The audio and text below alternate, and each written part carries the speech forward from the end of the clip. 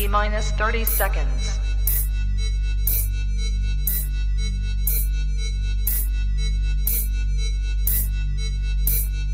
T-minus 20 seconds.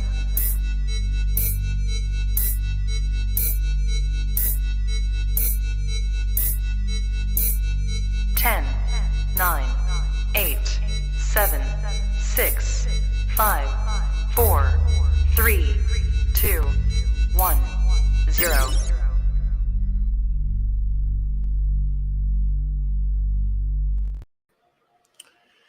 You are now tapped into the coolest reptile podcast in the world. Welcome to Trap Talk with MJ. I'm your boy MJ. What is good, everybody? Hope everyone having a good night. If this is your first time tapping in ever, do your boy a favor and do yourself a favor.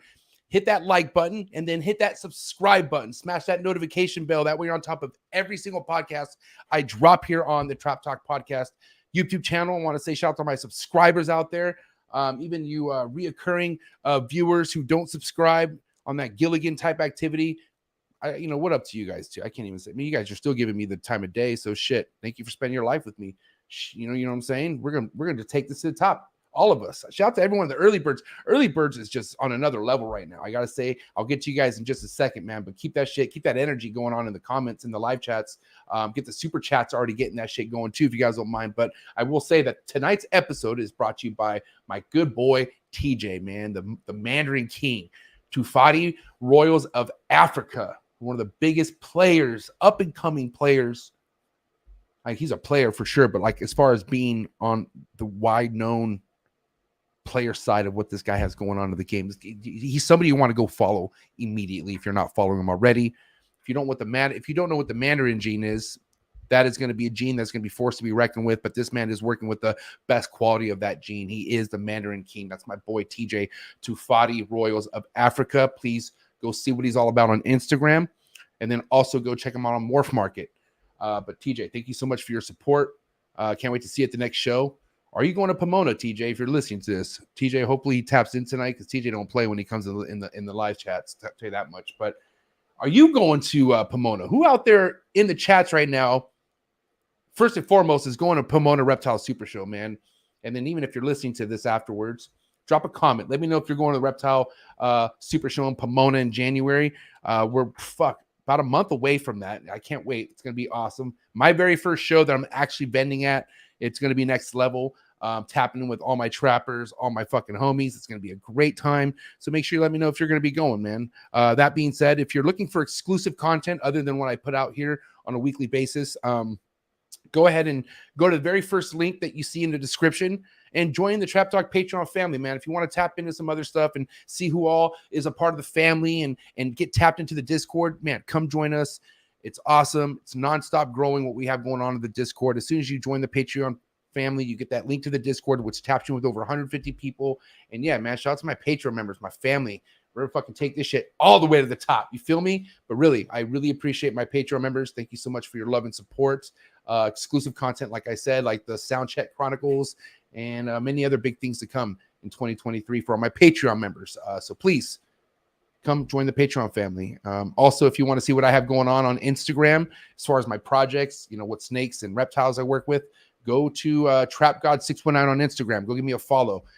Best way to stay on top of what I'm working with and what I'm successful with and what I'm really not successful with. I put it all out there, man. I don't fucking hide nothing. Anyone who fucks with me know I'm very transparent. I share the good and the bad because that's just the way life is. And yeah, go fuck with me, TrapGod619 on Instagram. And then also go follow the podcast's page on Instagram as well, the Trap Talk Podcast. And then also, if you're on Facebook, man, I'm telling you right now, if you're on Facebook, you need to head over to my page, the Trap Talk Podcast on Facebook. Go like that. Go follow it. I appreciate any support on Facebook. Real shit. I know how it goes. But yeah, for reals. Okay. And then guys, if you want to stay on top of what I have going on as far as my other YouTube channels, man, best thing you can do is head over to my website. Head over to trappodcast.com. Okay. Over there, you could be on top of anything that's podcast related. Like I have some of the biggest, most recent episodes that I've had this year down here below. And then also I have my vlogging channel, which is the Trap Talk vlog, or excuse me, the Trap Vlogs. But I'm also going to let you guys know this, okay? I did something recently which didn't really advertise this because there was everyone doing all this fucking, Black Friday shit. And I was like, well, you know what? I'm just going to slash some prices on my morph market. I don't think anyone actually saw. And I mean, holy shit. Anyone out there is looking for a female clown, let's just say a yellow belly fire fucking fly leopard yellow belly clown, you know what I mean? I knocked $500 off these two females right here, okay? So I'm going to change my mind after maybe tonight and probably price this back to what it was, which was $1,500. But anyone wants to take advantage of this fucking deal and steal this shit, please let me know. Hit me up. Free shipping, 1,000 ship on these firefly, leopard, yellow belly clowns, morph market, even the other 100% het pied right there, the orange dream yellow belly entry. That shit's slashed in half too, man. So take advantage of this shit because, like I said, I did it for a little bit, didn't really advertise it, but letting you guys know right now, take advantage of this if you guys like, because prices are going to go back to normal. But yeah, go give me a follow on Morph Market too, man. If you don't follow me on Morph Market, you're sleeping because I'm about to be putting out a lot of sick heat on Morph Market. So head over to Morph Market to Trap Exotics and go follow your boy. And yeah, hit me up. Can't wait. Tonight's episode is going to be great. Early Birds, you guys ready for this shit or what? Who's here in the building? Damn, Early Birds is cracking. Man, let's go. 843 Exotics. What is good, player? Thanks for tapping in. 1776 Exotics. My boy, Mike. Trap Talk Patreon member all day, every day. Thanks for tapping in, Big Mike. Slithery Serpents. What's up, player? The homie right here, Burning. Heart Exotics. Trap Talk Patreon member all day, every day. Thank you so much. Heartland Reptiles. Trap Talk Patreon member all day, every day. Thank you so much. Josh, the homie Scale Fins and Feathers. Trap Talk Patreon member all day, every day. Zach Bruh. What's up, Zach Bruh? Huh. All right. JKJ Reptiles. What is good, player? Trap Talk Patreon member all day, every day. The homie Jake Hole. All day, every day. Trap Talk Patreon member. Thank you so much for tapping in, my guy. I appreciate it so much. Sunshine State Sulfurs. What is good? Chantel. What is up, homegirl? Pacific Rim Serpents. Julio Fulio. Trap Talk Patreon member. Oh, by the way, Chantel. Trap Talk Patreon member. Trap Talk Team Zoo Dreams and Team Management. She's my girl right there. Day oneer for sure. Julio Fulio. Trap Talk Patreon member. The homie Shane Silva, Trap Talk Patreon member, Team Zoo Dreams, my big dog right here, day one. Seriously, my boy right here, man. Big things popping with me and the homie Shane. Thank you so much, Shane, for being here. Brian, the homie Heath and Hatchery, so much of your welcoming. I mean, I'm happy you're here. This fool was sick, like COVID sick, and now he's not. Thank you so much for being here, Brian. You're a real one. Trap Talk Patreon member, all day, every day, Team Zoo Dreams. That's my boy. Elite Exotics BP, Trap Talk Patreon member, all day, every day. Thank you so much. Eric's Morph Factory, what is up? Thanks for tapping in. Rating Day Reptiles, what is up? Trap Talk Patreon member all day, every day. Wiz Constrictor, OG homie in the building, what is up, player? Deviant Glass, Trap Talk Patreon member all day, every day. Boas, Balls homie Aaron, is that Kiki? Kiki. Damn, I had a homie's dad named Kiki, and this one was like the most savage I've ever met in baseball. He was so good. So that name Kiki just, I'm saying that right? I hope so. Anyways, Bosa Balls, go give this guy a follow. Spoiler alert, he's coming here next week. Woof, got to keep it moving. You can do what you want with that, Aaron. Keys Constrictors, owe me Keys in the building. Thanks for tapping in. That's my dog right here. Cruz Family Constrictors, owe me Diego, my fucking protege right here. Thank you so much for tapping in. And this fool's holding down the fort for me while I'm gone in New York this week. Thank you so much for your help, dog. Lily, what's up, Lily? Nagatani Exotics in the building. Trap Talk Patreon member all day, every day. The homie Big Mike, Herb Collectors in the building. What's up, player? Thanks for tapping in. I appreciate it. James. What's up, James? Very easy. James. Thanks for being here, James. The homie Dre, DW Exotics in the building. What's up, player? Emilio, my dog right here, bro. Listen, this guy, last week's New Breed on the Block series, this fool murked it. What a great episode. Don't sleep on that episode. I don't think anyone did that. That episode's doing really, really well. Definitely on Apple Podcasts. That shit's killing it right now. So good job, Emilio. Great episode. Round 2 in the making for reals. Can't wait to talk about that in the near future. Let's see who else is here. Damn, Sammy Vargas. What's up, Sammy Vargas? Thanks for tapping in. Barbara J in the building. Jason Holbrook. What's up, player? Thanks for tapping in. The homie Sean Perry, Trap Talk Patreon member all day, every day. By the way, Jason, Barbara J, Trap Talk Patreon member, Team Zoo Dreams all day, every day. I get a little excited. My bad. Stonage, Ball Python. What is up? Thanks for tapping in. FTL Reptiles. The homie Levi in the building. Thanks for tapping in, player. The homie Brock. Trap Talk Patreon member all day, every day. This fool, you do not want to sleep on this guy's heat. Go give him a follow on Instagram right now.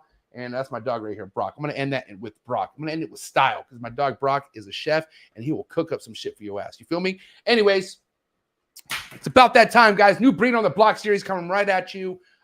Damn, Nicole, very liked upon the hobby, especially from a lot of you new keepers and even keepers who've been keeping, who tapped in with this this lovely lady. Has nothing but great things to say about her. So I actually had the pleasure of meeting her. I kind of know the energy that she carries, and it's pure, it's awesome, it's organic, and we can't wait to just mesh with her tonight. It's gonna go down. Before we get started, let's get the likes up, man. The likes are, I can't even be mad at the likes. The likes are fucking killing it, but it's for Nicole, man. Let's get the likes up. Let's fucking get something to stay hydrated, okay? Get something to get your mind right. I'm on that decoy. You already know how I do it. Strap up, get ready. It's gonna get hot, it's gonna get heavy. We have Nicole, Lady Tits Exotics, coming right at you right now. Let's go. Gee. Good. You ready for do more in the future? Trap Talk podcasters? Yes. Man. Only Trap Talk. Exclusive. Yes. Exclusive. Oh. So stop calling us. Rub the spot, get the club to pop. When I come up with the crop, gotta love it or not. I'm hot from the hop to the rub the spot, get the club to pop. When I come up with the rub the spot, get the club to pop. When I come up with the rub the spot, get the club to pop. When I come up with the rub the spot, get the club to pop. When I come up with everybody, we do it. Everybody, we do it.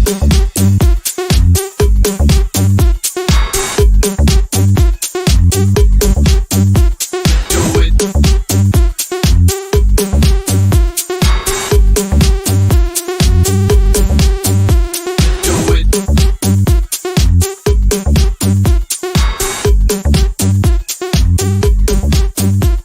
Do it.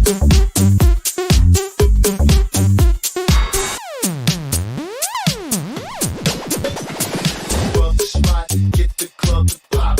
When I come up with rub the spot, get the club to pop. When I come up with rub the spot, get the club to pop. When I come up with rub the spot, get the club to pop. When I come up.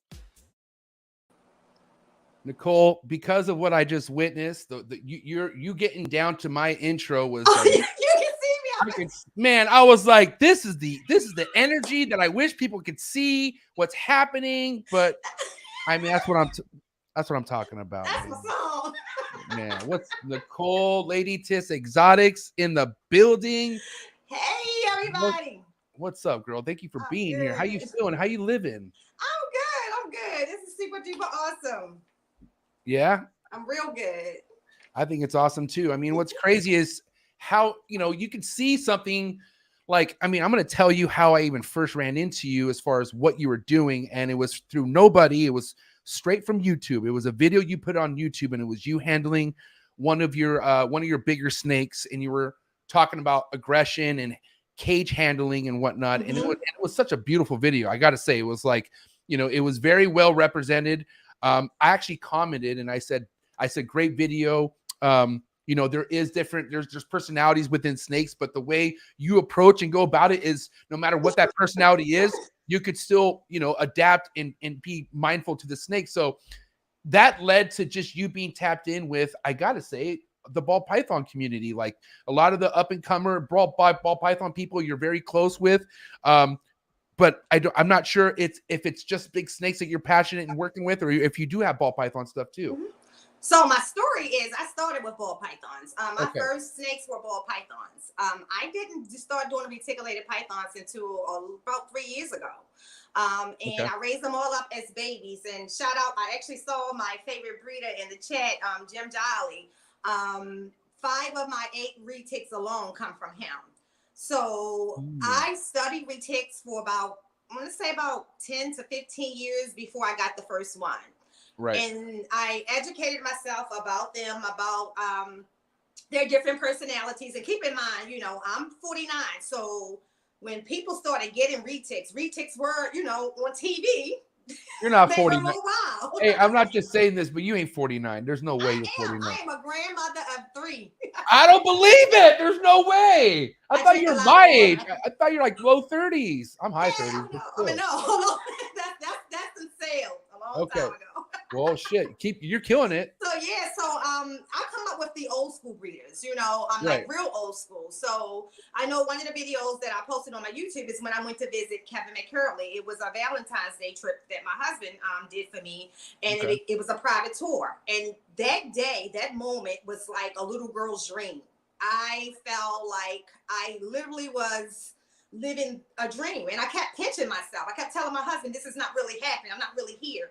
And then Kevin becoming a good friend through that meeting. Like, he was so amazed by me. I was so amazed by him. But my world started with ball pythons as far as keeping. Now, what I didn't know, what's new to me, is breeding ball pythons or breeding anything. Because for years I was a super keeper.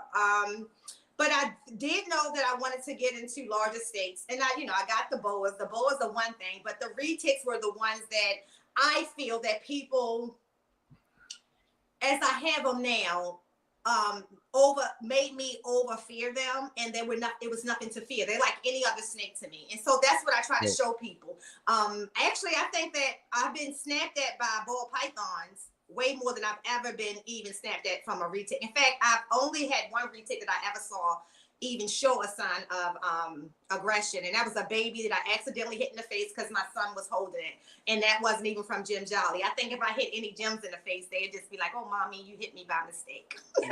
How many retics do you have? I have 8 retics. Okay, that's a good number. And how many of those are adults? 3, all of them except for 2. So you have 6 adults and 2 subadults or babies, correct? Yeah. Okay, and how many? And then you have berms too, correct? Yes, I have 2 berms. One is an adult and one is a subadult. Okay.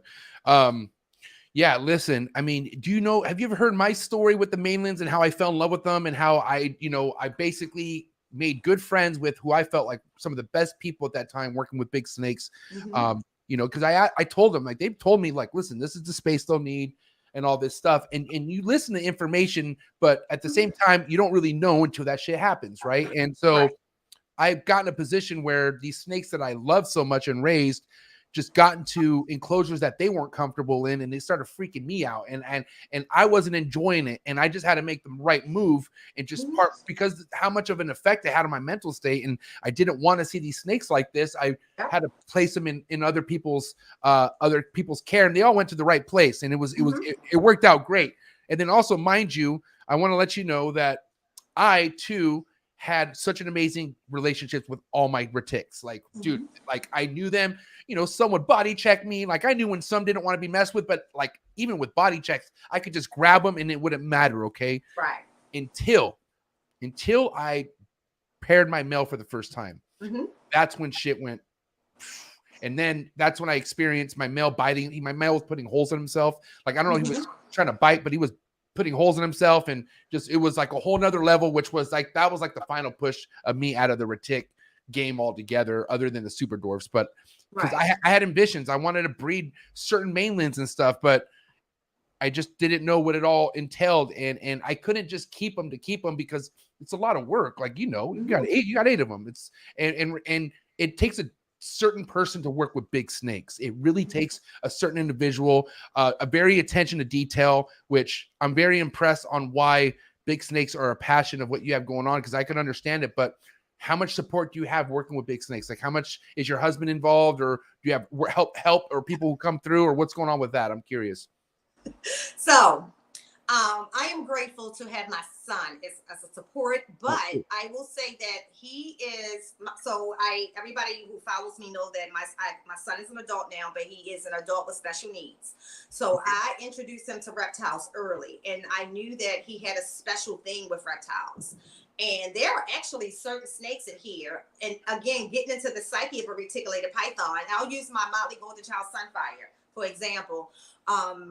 You talk about that, they might, bump you one day or whatever. I can look at her and tell when she's just not in the best of mood. But when my son comes, all of a sudden she perks up.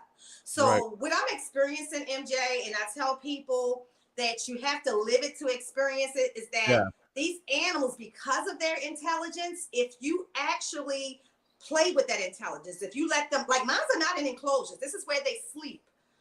my husband would tell you that he can come through the door anytime, and it's at least 4 retics just running around. You know.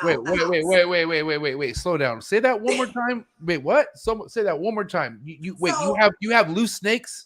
Oh, all the time. My retics, this house is their house. They go upstairs. I mean, they're in the other rooms. There's no enclosing them all the time. So they are so used to human interaction. Even now, I shared a video a couple weeks ago. One of the things that you talk about, and a lot of the breeders talked about, you know, because I tell people all the time, what you see with me doing to my snakes, I'm not ignorant of what the capability of the snake is. However, these snakes grew up with me, so we're so in tune with each other that I have no concerns. And I'll use the breeding male. I did a video. I put it on Instagram to show y'all. He's arching and everything. Right. But he's still not hurting himself. He's still not hurting anybody else. Even right now, he's one of the ones that I never have to use a hook on. I can slide that door open and he's just going to come out. So what I've learned is that the case syndrome sometimes can be the issue why people are having some of the issues that they have. Keeping in mind, people who are breeding retics and they got 25, 50 retics, they can't do what I'm doing right now. No, Nicole, hundreds. There's people with hundreds, okay? Right. Hundreds of this shit. And so you have to know that, like, so their snakes are not getting the attention that my snakes get. So, but I also know that I don't want my snakes to be any other way than they are. So people will always say, do you want more? Absolutely. If I had my way, this whole entire house would be a house full of reticulated pythons, to be honest. But because I know that it takes a lot of that engagement to keep mines the way that they are, I refuse to get more than I can actually play with them intellectually. I love showing and proving people what they can do differently. And an example is when I tell you that one of them really favored my son. One day I told my son, go upstairs. I want to see if T'Challa can find you. Right. And people who've seen that video is amazed. She literally comes out her enclosure. She goes past me, goes up the stairs and stops right at my son's feet. And she looks up like, pick me up. And my son picks her up. That's stuff that I get to see because they're out all the time.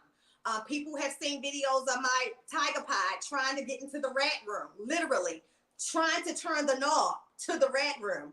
And I was on hair down actually that night. And I said, guys, look at this. I recorded it. I said, look at them behind me. Where most people be afraid to touch their reticulated pythons where there's food, I'm engaged with them so much. They know that even though I'm in front of this rat room, I'm not eating. When she puts their hand on me, that's not food. And that's only because they're out so much, I believe. So, man, this is the jagged edge sword problem with what you have going on, because everything you're doing is exactly why I had to get rid of my retics, because I couldn't experiment and figure shit out like that. I knew if I was going to work with all this other stuff, I can't create room for my retics. My wife ain't down for that. Like, God bless her. She lets me do enough. But at the end of the day, I felt like there's people out there who have time and love taking their retics out and doing what they need to do, because retics need all that stuff, man. They need it. Like, and if they don't get it, they will not be good during breeding. Like, this is why people have a hard time with them, because they're not happy the way they're kept. I know they're not happy. And this is such a great, I didn't even know this. This is awesome. Like, I just thought you were really good at taking them out and whatnot, but they are out all the time. Oh, they are all the time. Like, people will tell you, this is not the house that you just want to show up at if you're afraid of snakes, and I'm not putting them up. Here's the thorn into this, and this is what's unfortunate. Like, you ever see somebody who's just really good at handling, like, even though I'm not for venomous handling, but you see somebody who could handle a venomous snake and you feel like they just got it figured out, right? Like, and some people have put in so much effort, research, experience on why they can handle venomous snakes. Listen, I don't think you need to do it for content, but there's just people out there who are so good at it. And coming from, I used to hold my venomous snake, my rattlesnake, when I had it. I understand that rush. That rush is so priceless, but it's the example it leads. That's the problem, because here's the thing, Nicole. I don't know how much, there's not really any wild caught retic stuff coming in from anymore, but like, people without the experience, people without the research and the time and effort that you put in might see something that you're doing and think, well, shit, this female I just got, I could do that with her. You know what I mean? Like, what do you think of that? Like, what do you think of people looking at you thinking, what do you think of people looking at you? I think they can. I could do that too. Like, but what do you mean you think you can? Like, even with the snake I think that person can. So what I say all the time is that I don't think, like, people say because you're a retic whisperer. I'm not. So there's so many people. I'm looking now. Chip Endo is in the comments. Like, that's somebody who I really look up to as well.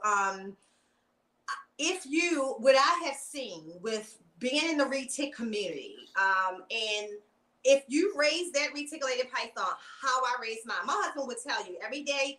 At the time, I was still working my full-time job. I woke up in the morning to engage with them. I woke up when I came home from work. I engaged with them. It wasn't an option. There were some days that my family couldn't eat until I handled my animals, and my animals came out of the enclosure. Damn, my God. The other part is that I also knew that if I do it consistently, I'm going to teach them about me like I teach them about they teaching me about themselves. I believe that if you put your reticulated python from a baby, as a baby, this is why I don't believe in them ever being in a rec system, where they can see you all the time, like walking past them, seeing what you do and all those crazy things.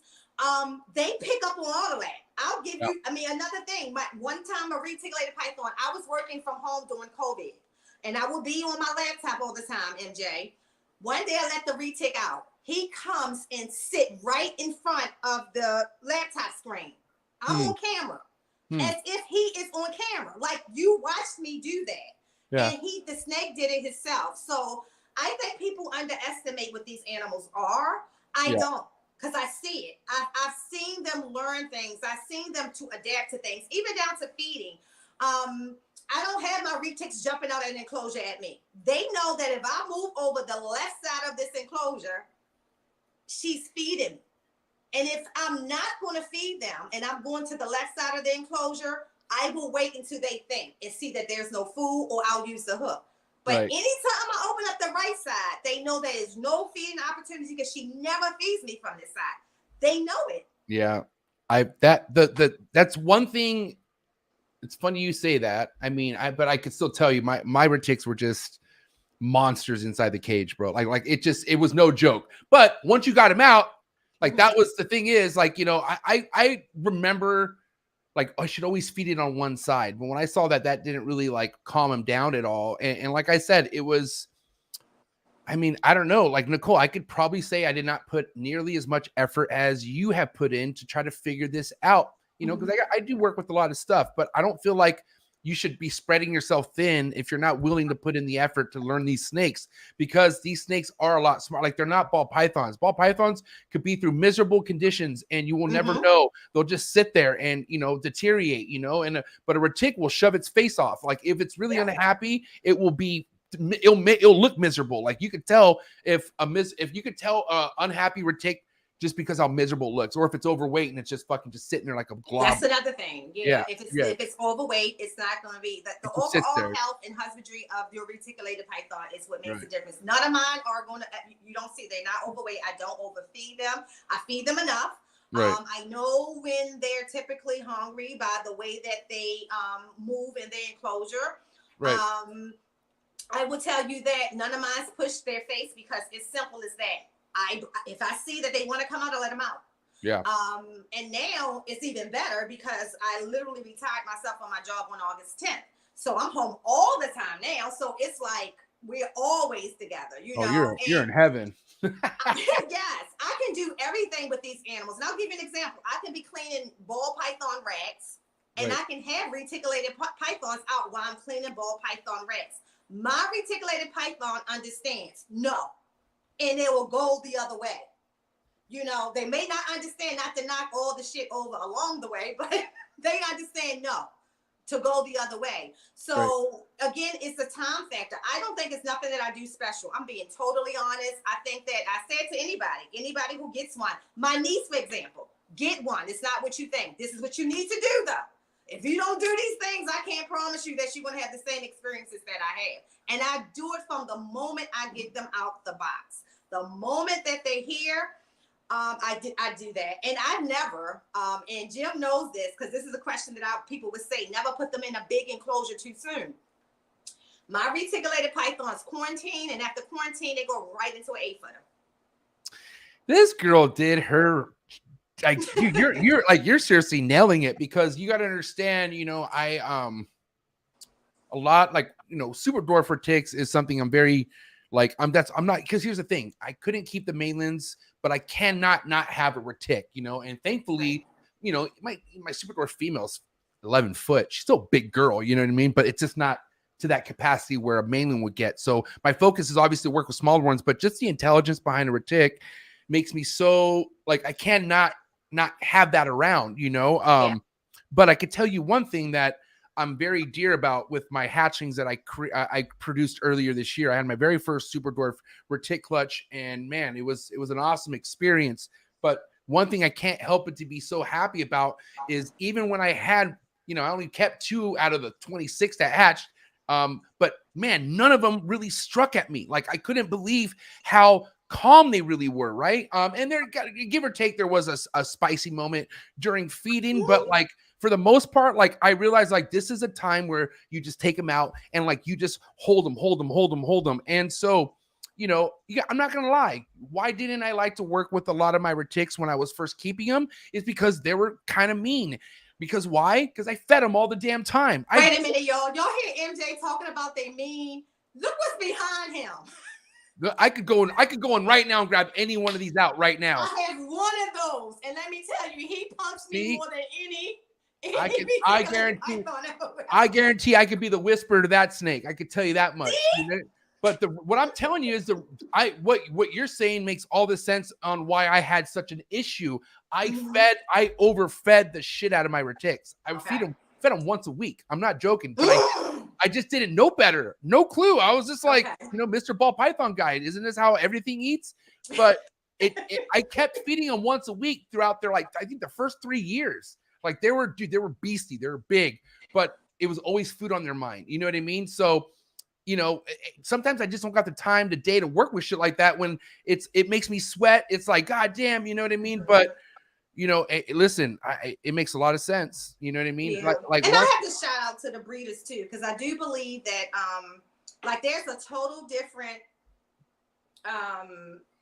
like process that I had to go with my first 5, because all 5 of them came from Jim Jolly. And I think because he actually makes a conscious decision to handle all of his babies before they sell them.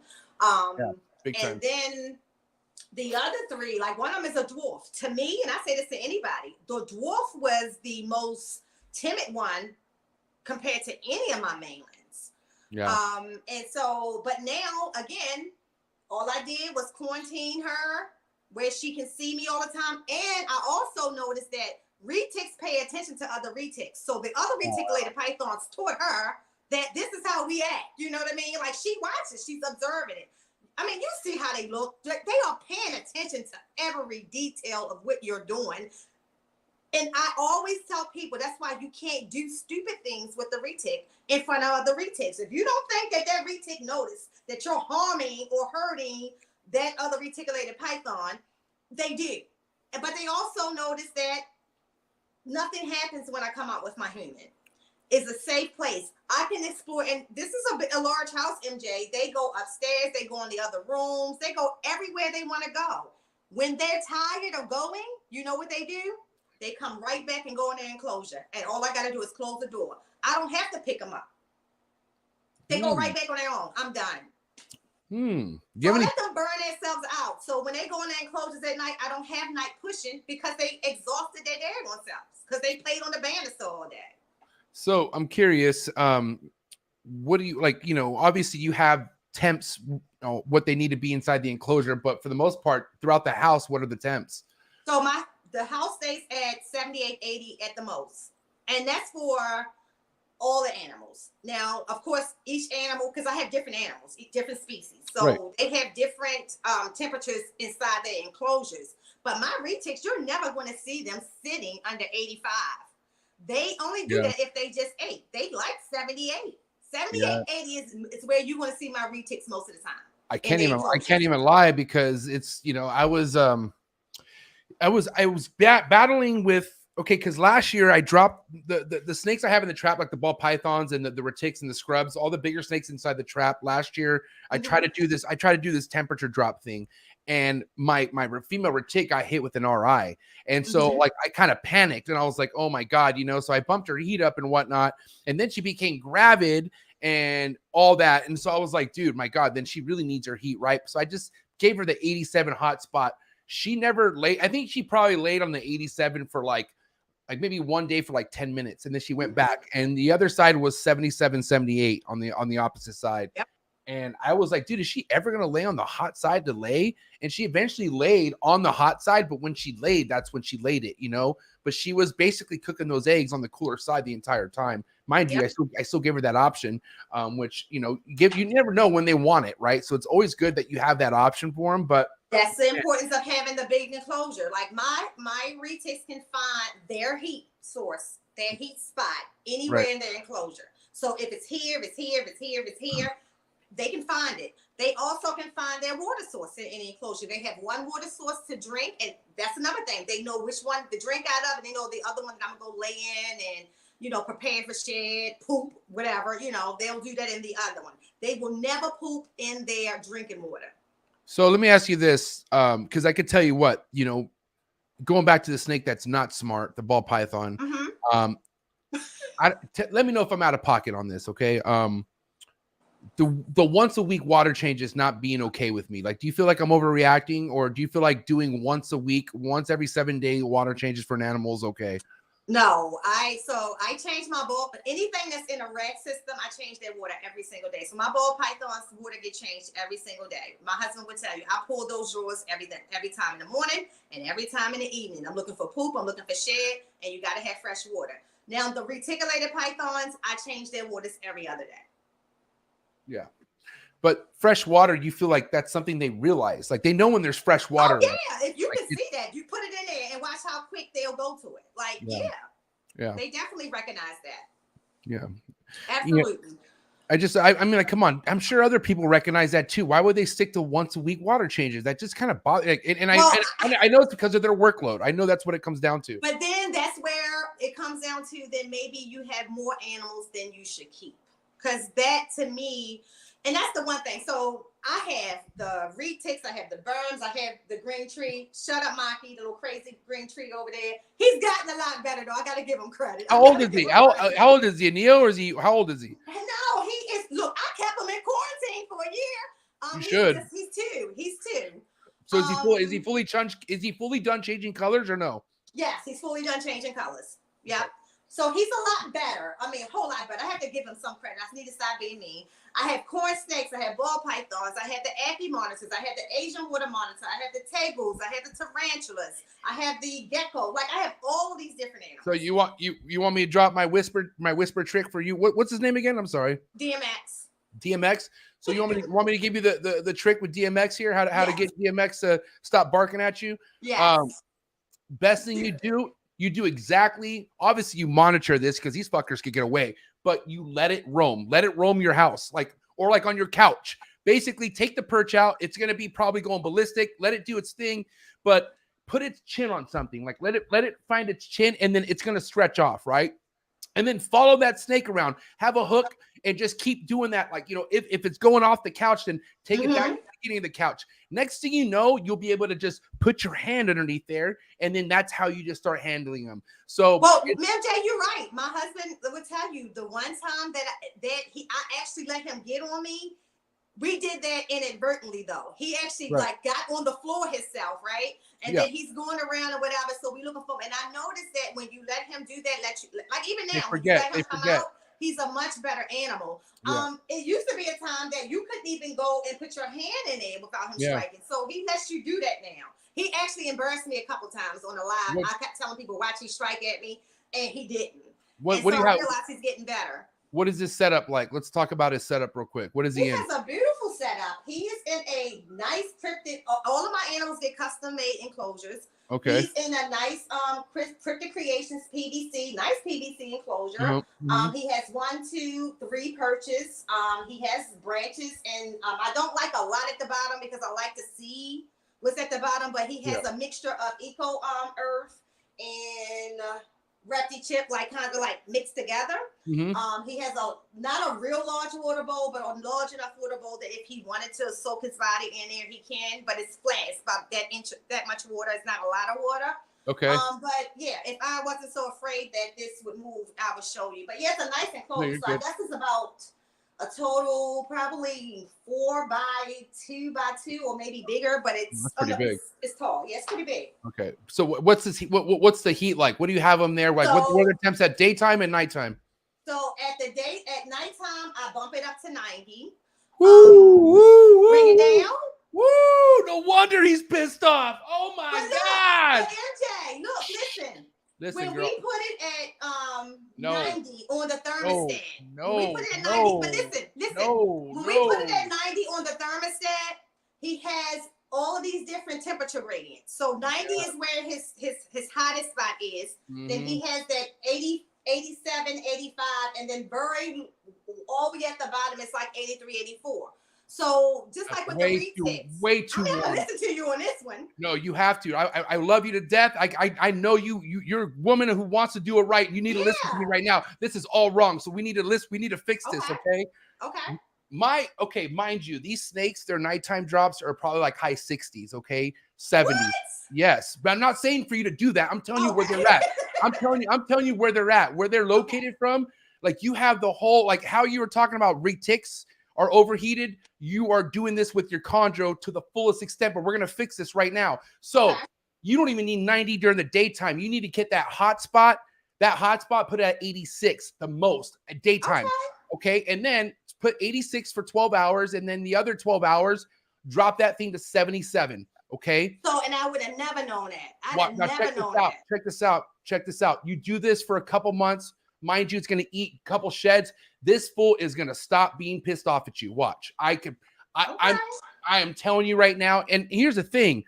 And I'm telling you, I mean, listen, just how I was green with the retics, my very first, God bless her, she's still alive, Mimi, my very first chondro, I kept under a day lamp and a night lamp. Like this thing, I kept at just like you, 90 all the time. And he was mean. Like, dude, just like a mean snake, like hitting the glass. And I'm like, oh my God, like you hate me. You know what I mean? And until I adjusted everything, it became that snake where I could just reach in there and just grab it like it's nothing. Yeah, I could do this right now if you like. I'm telling you right now, you know, yeah, I'm telling you right now. No, this is awesome because this is something you can fix, right? So this is, you're going to be able to see this adjustment. So well, first the funny thing, it's easier for me to keep it at those tempers. And of course, that's what I'm saying. You're you're spending unnecessary energy right now. Right. And that's it. Electric. Right. This is great though, because now I was able to help you adjust, and you're going to be able to figure out how less is more just with a chondro. You don't need all that crazy heat. Like it's crazy. Even you got guys out there who have gravid females, and they still let their nighttime drop down to 77 with the gravid female, right? So it's like females will lay bad eggs from overheating. Like let's just say you wanted to breed and you kept those temps, you would never get good eggs. Every egg would be a slug. Your female would probably eventually go egg bound and die. You know what I mean? But man, I would never breed them. I definitely because like I said, right now it's like 90 down to. Can you put it down right now for me? But I can drop it down to 77. Right now. Can you do it right now? I'll wait. Can you? Yeah, let's do it. Let's do it. Hold on. Man, God bless her. God bless all the chondros out there being cooked at 90. Guys, please. If anyone out there has chondros, 90 hotspot is not like, you know, and I was one of those because of the lack of information, but talk to any of the OG chondro guys, motherfuckers doing it right. No. It's a done. Cool. This is awesome. So anything to keep him happy. Because you talk about I was like, all the time. People be like, stop. You drop. Why you deal with them retics? I'm like, I'm not worried about no retic. It's this dude over here. Shut him down. Open up shop. Oh. Oh my God. I mean, because you know, one thing I admire about you, Nicole, is like I feel like you want shit that challenge your thinking. I feel like you want to work with something that you have to put in some train of thought to figure out what is going on with that animal. And you have that right animal. You have the chondro. That's the kind of animal. You good? What are you looking at? Yeah. I'm looking at him. Okay. He's looking at me like, yeah, He's talking about me, turning me down. No, I'm joking. My God. So okay, I want to get back to the side of big snake business as far as what you look at the big snakes. Are these forever just going to be companions and pets and educational animals to you, or do you ever maybe plan on breeding them at some point? So they plan on breeding themselves. Let me tell you a new story. When I first got them, all the morphs that I purchased was with the intent to breed them. Okay. But then as I start to grow up with them and raise them up, I realized that I don't know a lot of people I can sell these animals to that's going to take care of my animals the way that I want them to be taken care of. Like, including, I don't want my animals thrown in an enclosure and kept in an enclosure. I don't care how big you make that enclosure. Unless it's a whole room, I don't really care about you telling me that he's in there all the time or she's in there all the time. So then I shied away from that. And that's how I decided to breed ball pythons, because I did want to breed. But ball pythons wasn't my first choice. It was going to be the reticulated pythons. But then recently, so I let the first three, the oldest three, they're always together. They're like brothers and sisters in the snake world. And so they will always kind of like go through each other's enclosures. That's what they did. The doors was open. They would come in, kind of play with each other that way. Well, recently we came back from San Diego. When I came back from the cancer walk, I'm cleaning out the enclosure and turn around. They're locked just like that within 2 minutes. Man. And me and my husband, I called my husband and we look at each other. He's like, well, we ain't no locking them, so you might as well let them do the thing. And when they done, we'll separate them again. Right. And then that's when I realized that, okay, he's doing a lot of arching. I felt sorry for him. So we did let them actually breed. And then someone gave us an awesome idea about, how if they do have babies and they have eggs, because my thing is keeping the babies and who are these babies going to go to. 100%. So that's another reason why I educate, though, about the reticulated pythons, because I do think there's a whole nother person out there who can keep them, but there is not the proper education. So just like as quick as if we had a whole bunch of people who did chondro videos, because there's not a lot of them on YouTube, right? I probably would have heard the 87 and 77 much earlier. So I try to be that person for reticulated pythons, because when I started studying them, there was not a lot of women, because, you can look at the men doing it. These are big snakes. So there wasn't a lot of women doing it. And so therefore I wanted to show a face of a woman who can do it. And I can't say that I do it 110% on my own, because there's some reticulated pythons that I have, or a couple, that if I literally had to pick them up and move them out of the house or something like that, I can't do that on my own. It's impossible. Yeah. So. Literally, that's what also my biggest concern was, I was doing a lot of another big thing that helped me push the idea of just parting ways with my Mainland retics is because I started going to shows. That's when I started going to like Arlington's and, NARBCs and shit like that. And so I was like, dude, the biggest headache when I come home is coming home to my retics, because I don't let no one fuck with the retics if I'm not there. I don't want that liability, especially my wife. I tell my wife, don't mess with them. Just leave them alone.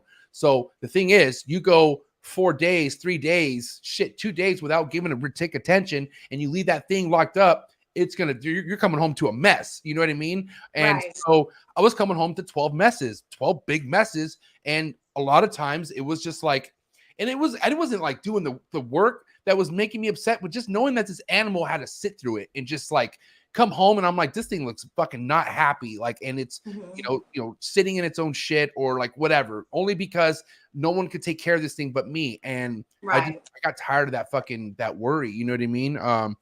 But my retics are spoiled.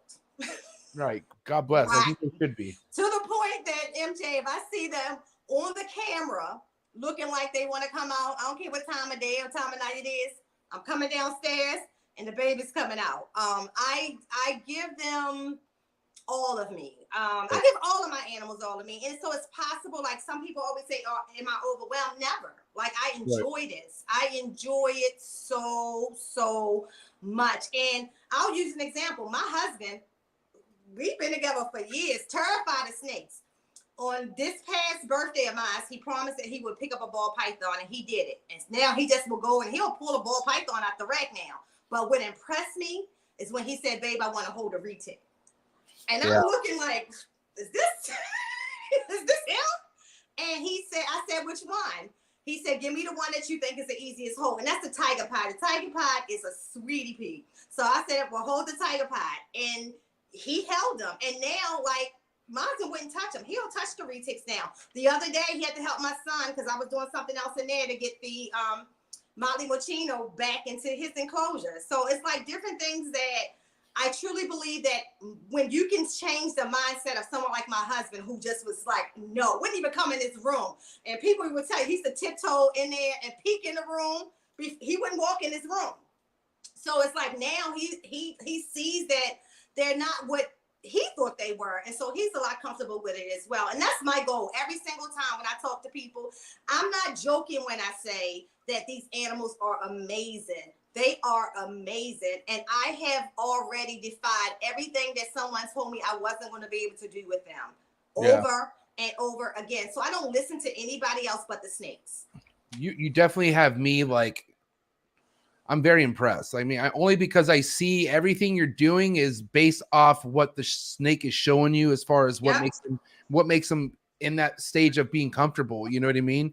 Now, at some point, you know, what's your plan with how many retics you want to eventually have? Like, do you have a cap, or are you good? What's going on with all that? I'm good. So unless we buy a bigger home, and not just that, my son has to continue to want to be a part of it. You know what I mean? Because like when we go on vacation, my son and my nephew are the ones who have to manage all of this. We don't leave our animals alone ever.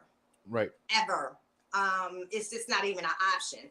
So, and we travel a lot. So when we're gone, that's who supports us. So as long as he wants to support, space is an issue for me. Not that we don't have more space now. I always say to my husband, and he knows that I will get a new enclosure built in a heartbeat in a bigger way. I want it to be where as though if a 10 by 4 by 4 is no longer appropriate or okay for my retic, that I can build bigger than that. And so with the number that I have now, the 8 that I have now, and I still have the 2 berms, that's the max that I can do. And people need to understand it and know that. One of the things we talked about this morning was reptile hoarding. And if you know that you already lack space for an animal who can grow, I mean, you can't control the growth on these animals. I don't care what you try to do. They're going to eat and they're going to grow. Right. You cannot have 20 retics and not enough space for them. These are not animals that, and I'm not saying that you got to have big outdoor enclosures for them, because I personally don't think that's necessarily safe either. But I do think that you have to have massive enough space. My thing is, if I can't get in your enclosure, then you can't get in your enclosure. And that's something else that I can do. People said you would never be able to clean and do things with your reticulated pythons while they in there. I can literally climb in my retic's enclosure and clean while they sitting right there. The Molly Golden Child does it, and she'll sit there and she'll just watch me. Like, you know, okay, you're cleaning. Then I'll be like, move over.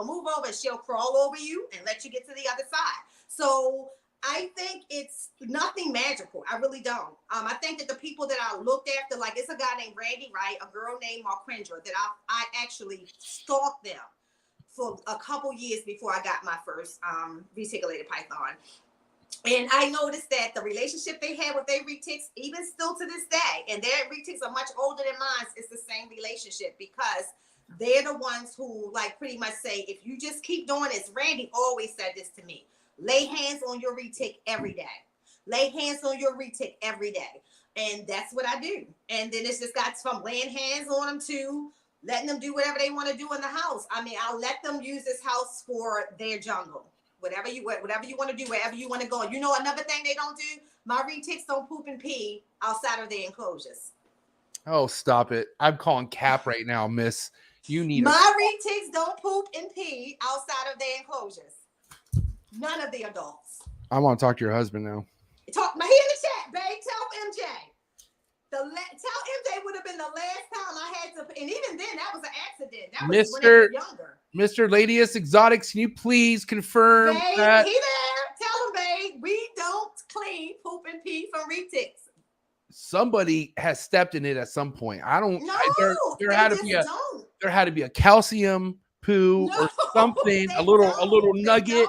They don't. You found it in your teacup. I don't know. There had to be something. I'm just.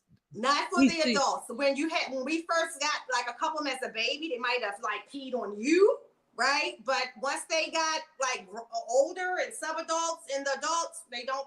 They poop and pee in their enclosures, and they specific of where they poop and pee in their enclosure.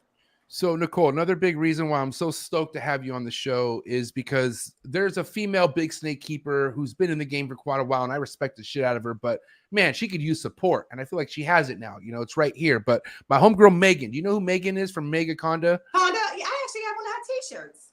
Okay. Well, listen, just like you, man, she really knows her shit and loves the big snakes, works with them. But there's just not a lot of females doing it. It's a certain niche, but it also takes somebody who wants to learn something about what's more than just the size of the animal. You know what I mean? You see my husband's comment, MJ? Thanks. Which one's your husband? Where's he at? Mr. 1984. Slim Thug? Yep. Damn, respect. He looked like Slim Thug. Damn. That's what's up. And did I meet your husband at Tinley too or no? Yep. Yeah, he was with me. Good to see you again, sir. All right, he confirmed it. I'll never question Nicole ever again. Well, that's not true. Okay.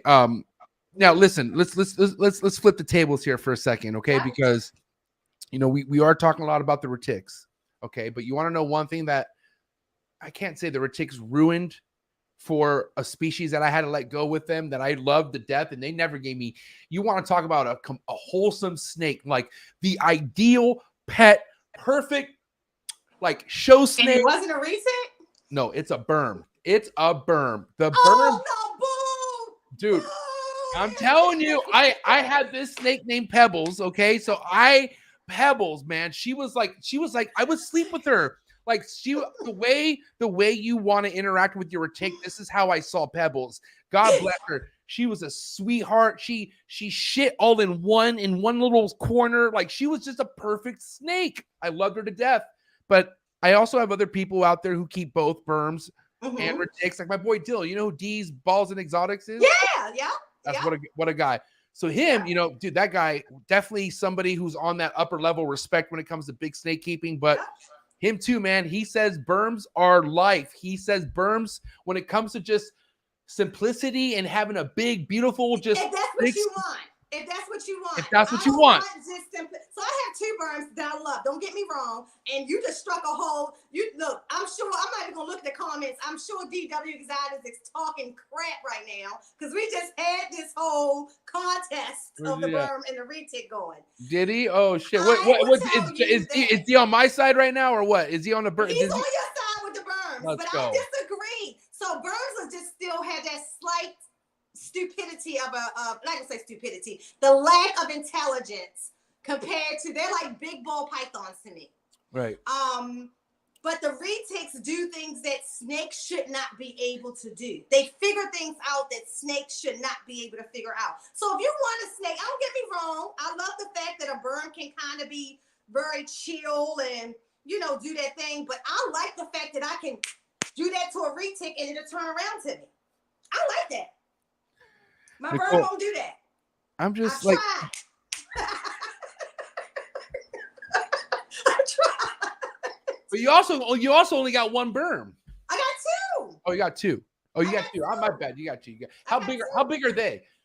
So the oldest one, she's probably about 11 feet. Ooh, nice. She's big. And then the one under her who's growing so fast, he's actually a wild caught. He's only about 8 feet, but both of them are very sweet snakes. I do love the wild caught even more than I love the albino. I'm not going to lie. But when it comes to even having them out, like my husband to tell you, I can go in the other room. The retics will follow me. The berm will still be in here doing something that she ain't got no business doing. So if I could be 100% real with you about something, Nicole, and and mind you, I didn't realize this until after the Mainlands left my possession, but I'm so more like geeked out and interested with the super dwarfs mainly because of the localities, like the different localities, and seeing something that's more on the wild type side, right? And it's not that the mainlands are all worked out and there's all these. No, I think there's still so much potential. I mean, another guy killing it in the retic game for sure, 110%. Do you know my homie Jake? Oh yeah, JK. Of course. That guy. Where the fuck is his comment at? Where the hell did he go? Oh, I don't know where he's at. I lost. Oh, here he is. JK Reptiles. God damn it. There he is. So this guy right here hustles his ass off, but also very dedicated to the projects that he works with. But I could tell you anything that this guy breed is like no one's breeding it. You know what I mean? So, but that's really hard to do at that level with retics. You know what I mean? Like this guy's been around for a while. So I want to say kudos to people like the homie Jake over at JK Reptiles. But I mean, I just want to say that the super dwarfs, man, it's just, I don't know. Here's the thing. We're going to talk about something else about the retic. I hear the retic world is going, and when I say the world, I mean the breeding world. Like the breeding side of retics is not looking good right now. I don't know if you know anything of what's happening with all that, with the the fake, like there's just a lot of crazy kind of dark shit coming to surface right now with fake stuff being called super dwarf and people being misled, people being oversold and stuff like that. I think people just need to be keep it real when it comes to 100%. anything that once you import it into the United States, you can never guarantee localities like that anymore. I think you guys are more protective in the chondro world of that. But in the retic world, once you start breeding, and just not even a retic world. I'll use an example. We joke all the time about Blade being in ball pythons with Ray from I call him Ray Blade, but Ray from Alluring Serpents. Yeah. We joke about that. And the fact of it is that I hit a major breeder and asked him, is Blade in all of our collections? He's like, he believes it's in everybody's collections and we just don't know it. I mean, right? I think it's the same thing when you get into the I think it's very few pure super dwarfs out there right now, and they probably all sitting up at Reach Out Reptiles. That's my thought. What I don't get into in the retic community, in any community, is I worry about these animals that I have and their care, except if I see someone displaying a bad image of what our animals are. I'm going to say something then, but you can call your animal whatever you want. And if that makes you happy, makes me happy. I know what I have because I buy from reputable breeders. And I know what my mainlands are. And even with my dwarf, Samson broke it down. You know what it is. Tiger, had anery. Oh, you got a Samson snake? You got a Samson snake? That's my only dwarf that I have. Would you support that man again and buy a snake from him again? So this is the thing. I want to hear this. I don't support the man, right? Because I don't know the man. He produces great animals. So the animal that I purchased from him was because I was a fan of Samson before all of the drama, right? I love his wife Cass to this day. I think that she is a dope woman in the reptile community. I think that I stay away from the character. Make sure my animal that you're selling me is healthy. But that's the only one I have because I always wanted one from him. So I don't have no, ill feelings about him whatsoever. I think people make mistakes in lives. You learn from it.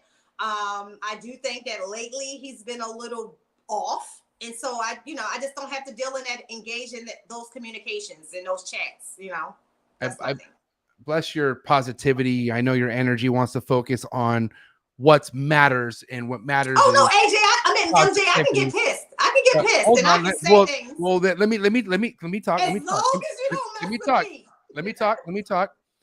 And I appreciate, like I said, I appreciate how you want to be positive about things, right? But I'm very transparent. Everyone knows that. I don't fuck around. Wait a minute. And so hold on, let me finish. So you know, we haven't talked about prehistoric death yet, which we will. We'll get to somebody who imprinted something in me and really fucked me up in the head, okay?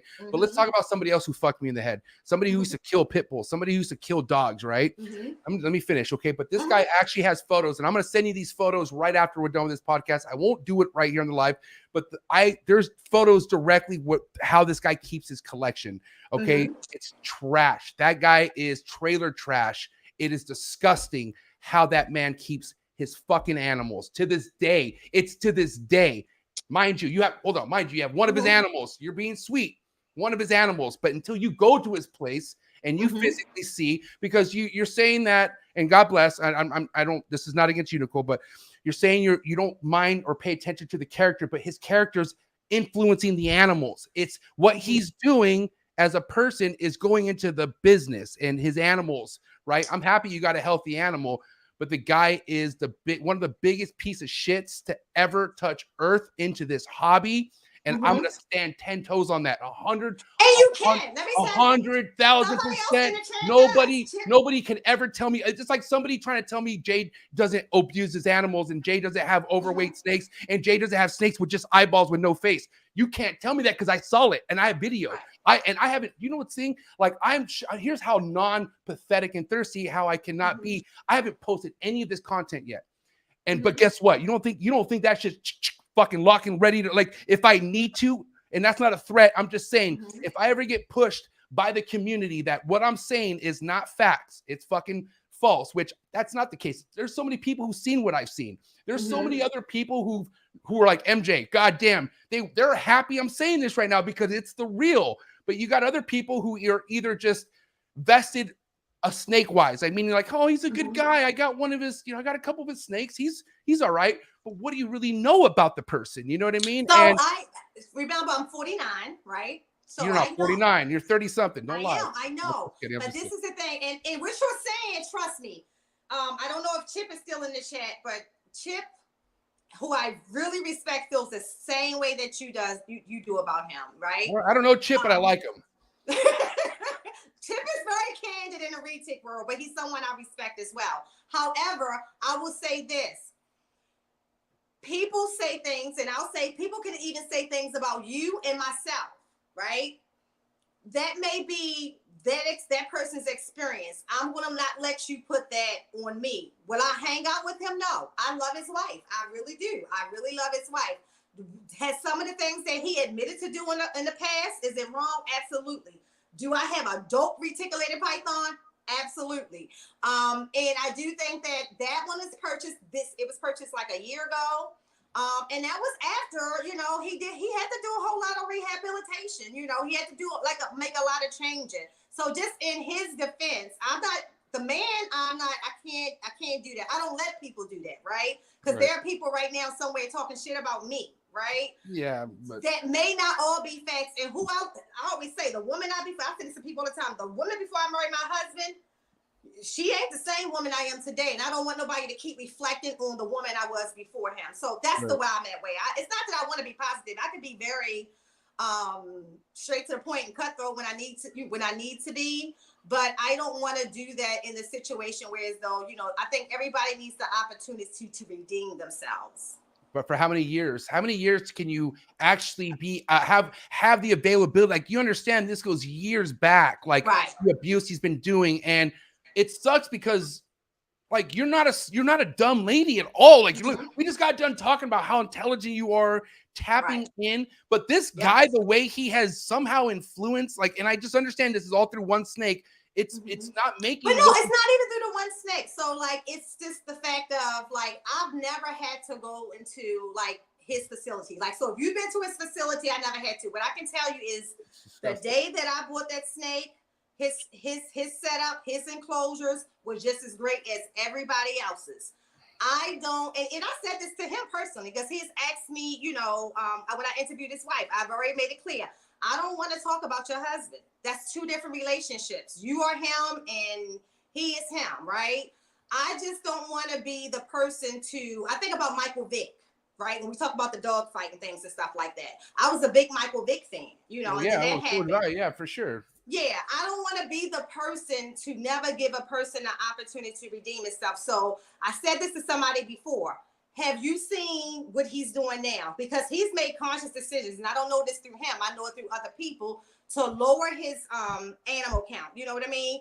To make changes, to move into a new facility, to make things better. And I just think we got to give people credit for that. I'm not saying that he's a changed person. I don't know. I don't know him as a bad person. I don't know him as a great person. But I'm not going to not,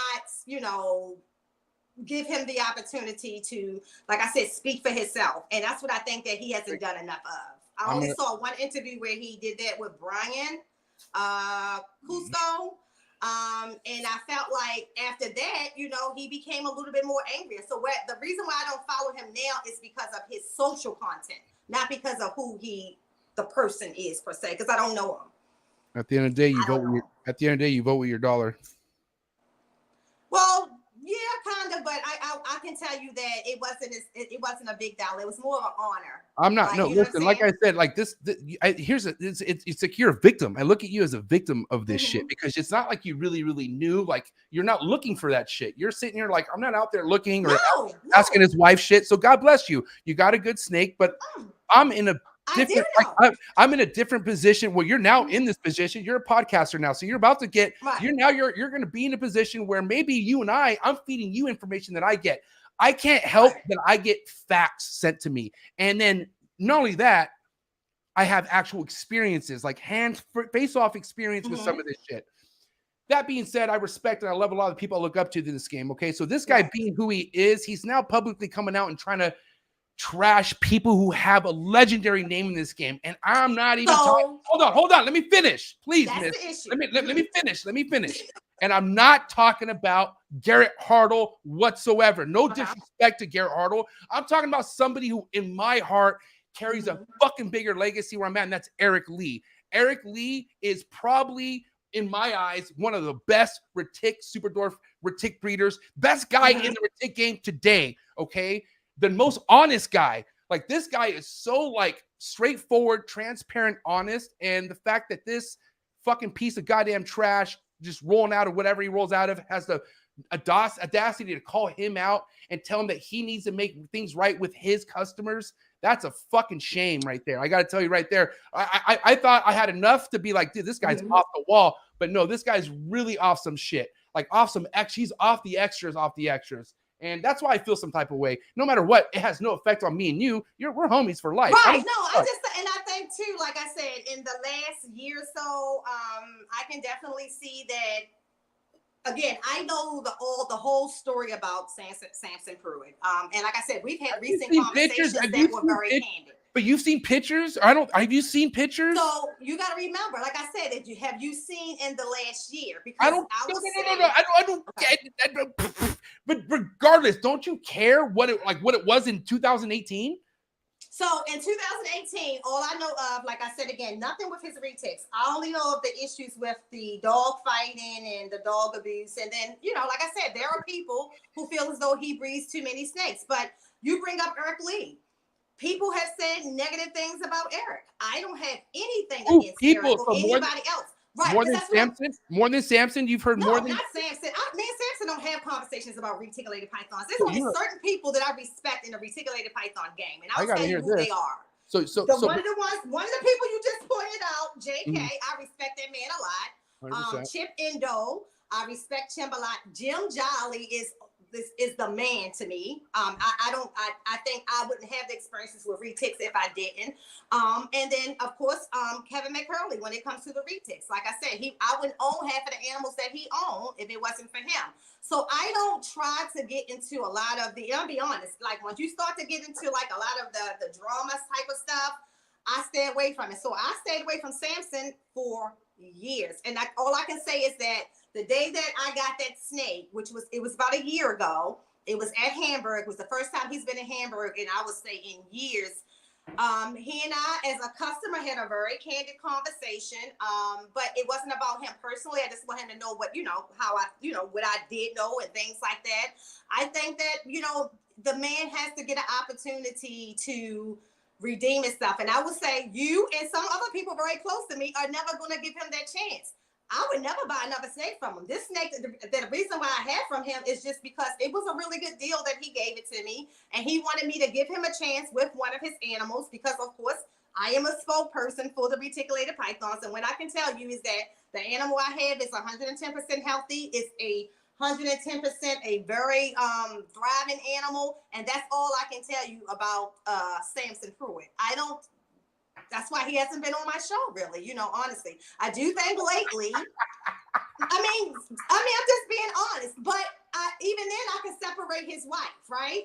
His wife has been on my show, and the first thing that me and her talked about was we're not going to discuss your husband. We're only going to talk about you and what you're doing for the community. You met Cass down at Animal Con. Hey, so hold up. How? I call me out of, call me wacko, call me crazy right now. But this individual Chip, I have a feeling that this guy Chip knows so much back information that is boiling in my head. Hold on. Chip knows everything. I know. Hold on. But here's the thing: you don't know everything. God bless you. I do. No, you do not. Because I do. I can tell you one thing. You do. Chip Oh my God, this girl got Chip fried. and I don't know. You don't know. This is what I'm saying. You don't. This is what I'm saying. I'm gonna crash this down right now and say you do not know everything. This is what I'm saying. You need to Chip knows exactly what I'm saying. Me and him had this conversation. Oh my I'm God. not saying that what you're saying is not true. That's No. not what I'm saying. When don't- Chip and I had the conversation, I'm not saying it's not true. And even when me and Chip had the conversation, I told Chip, because I respect Chip to a whole nother level. I like Chip, but I feel like he would never be on my podcast. I feel like Chip. I feel like you and Chip need to physically talk on the phone or something. No, it needs to go deeper than a social media He don't bite his tongue, and MJ. Chip doesn't bite his tongue. He keeps it real. But I don't want to, like I said to Chip at that time, I was interviewing Cass. This is about Cass. I have to separate the two. And so at the end of the day, the person that I bought that snake from, although she is his wife, was I bought for Cass Velez. That's who put that snake in my hand, and that's who I bought the snake from. So we got to move on from Samson. No, we're not. We're not, because no, hold on. No, you're right. No. You know what? Wait, hold on. You're right. We're moving on from Samson. Let's go on to Kevin McCurley. No, hold on. Let's go to Kevin McCurley. You ready for this? Let's open this up now. We're not saying no. We can't. It's on. Because God bless your mainstream heart. You are in the freaking fangirl stage. Like you are like. Nope. No, yes, you are. You want to know why? Nope. You want to know why? Uh-huh. Because I could tell you one thing. Thank God for the super dwarf community, because I know people in the super dwarf community. I mentioned Eric Lee. Well, you know what? There's somebody else on that same level with Eric Lee. His name's Andrew Acevedo, the youngest, I know who Andrew is. He's the youngest, most experienced super dwarf breeder. Honestly, nobody can really carry a torch to the fucking kid, if you want to ask me. But this guy knows. And you can't even tell me you know how much he knows, okay? I will shut that down right now, okay? He has told me so many factual history matters, which really shines on how fucked over the goddamn mainland community is, okay? The mainland is fucking, and you know what's been trashing the mainland community is now trickling into the super dwarf community, and it's a fucking shame. But you just not have had enough conversations with people like Chip, people like Andrew, people like the list goes on. How many really OG the pillars of this game? Understand this. And hold on. Let me finish. No, hold on. Now, when I see pillars who are still keeping retics, the smartest thing Kevin McCurley ever did was got rid of his retics. How many mainland retics does Kevin McCurley have? Tell me, how many right now? How many does he have? So I can tell you right now, Zero. he downsized. Zero. No, he still has a couple. He downsized. He's done. He's out. When did you talk to him last? When did you find this out? I talked to Kevin. I just talked to Kevin 3 days ago. And he told literally you about him taking a vacation and me going up there to nerd and hold him down. So that's a whole nother relationship, right? So what I would say to you with this, like just like you have, your people you talk to again. Like I'm older, right? So yes, Kevin McCurley to me is a pillar, and everybody knows that I respect that man to a whole nother level. I expect everybody's opinions about other people, but what I can tell you is that what I don't like about the retic community right now is that somewhere it's became this big divide between mainland and super dwarf people. I'm not going to play in that field. I'm going to sit here right now. Whoever you are and whoever I buy from you, your only responsibility to Nicole is to give me a healthy animal, period. And that's all that I require from you. I can tell you that I've been in and out of Nerd, so I know what's going on in Nerd, and I know why Kevin is doing what he's doing and things like that. But then there's so many other people who should be doing the same thing right now, right? So it's going back to what I said. It's a responsibility. Everybody has a responsibility to, number one, manage their own, mind their own. And like I said, when it comes to some of these other people, like the people that you talk about, you're going to talk brandish about the people that you're close to because you have conversations with them. Oh my God. I have conversations. I got people I have props for I've never even spoken to before. Like, right. No, I'm not saying that. I'm just saying that you have a different, when you're talking to somebody, when you're having a communication, like if you can talk to Andrew Acevedo, for example, right? And you have inside conversations with Andrew. So inside stuff about Andrew. Like I would know inside stuff about, Kevin. I can't say that about Samson because I don't talk to him. Like I've never had a full conversation with the man ever. But I can tell you that I have with Kevin. And when we talk about pillars, I say this to anybody who's breeding any retic. If it wasn't for Kevin McCurley, half of the reticulated pythons that's being created today would not exist. So we have to give him his respect on that. That's what I'm saying. I mean, Kevin has a huge influence on a lot of things. I'm not taking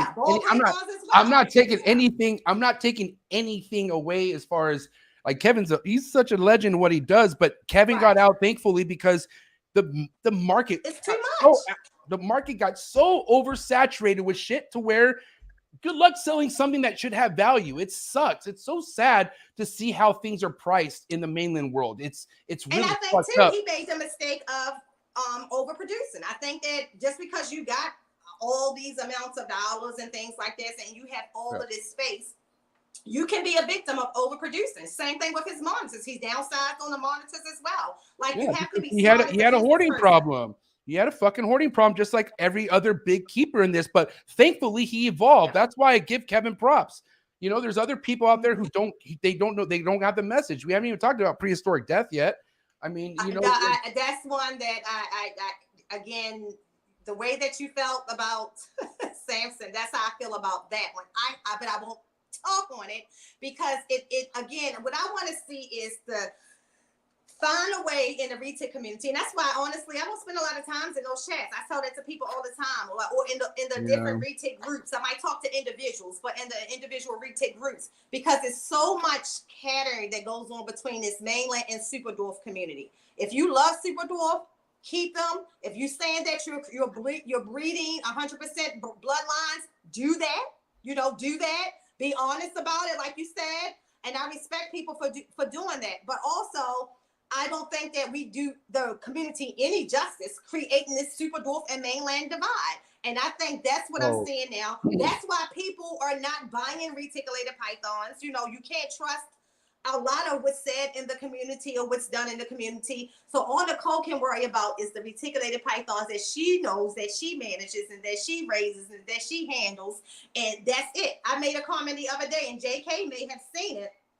I'm looking at Chip's comment. You just start. Chip will go on and on about that one. I'm gonna try to locate Chip. I think Chip and I just want to talk to him. I don't even know if he likes me or not, but I just want to talk to the guy. And I will tell you this about Chip. Chip feels the same way about these animals that I do. I wish he could chip in right now.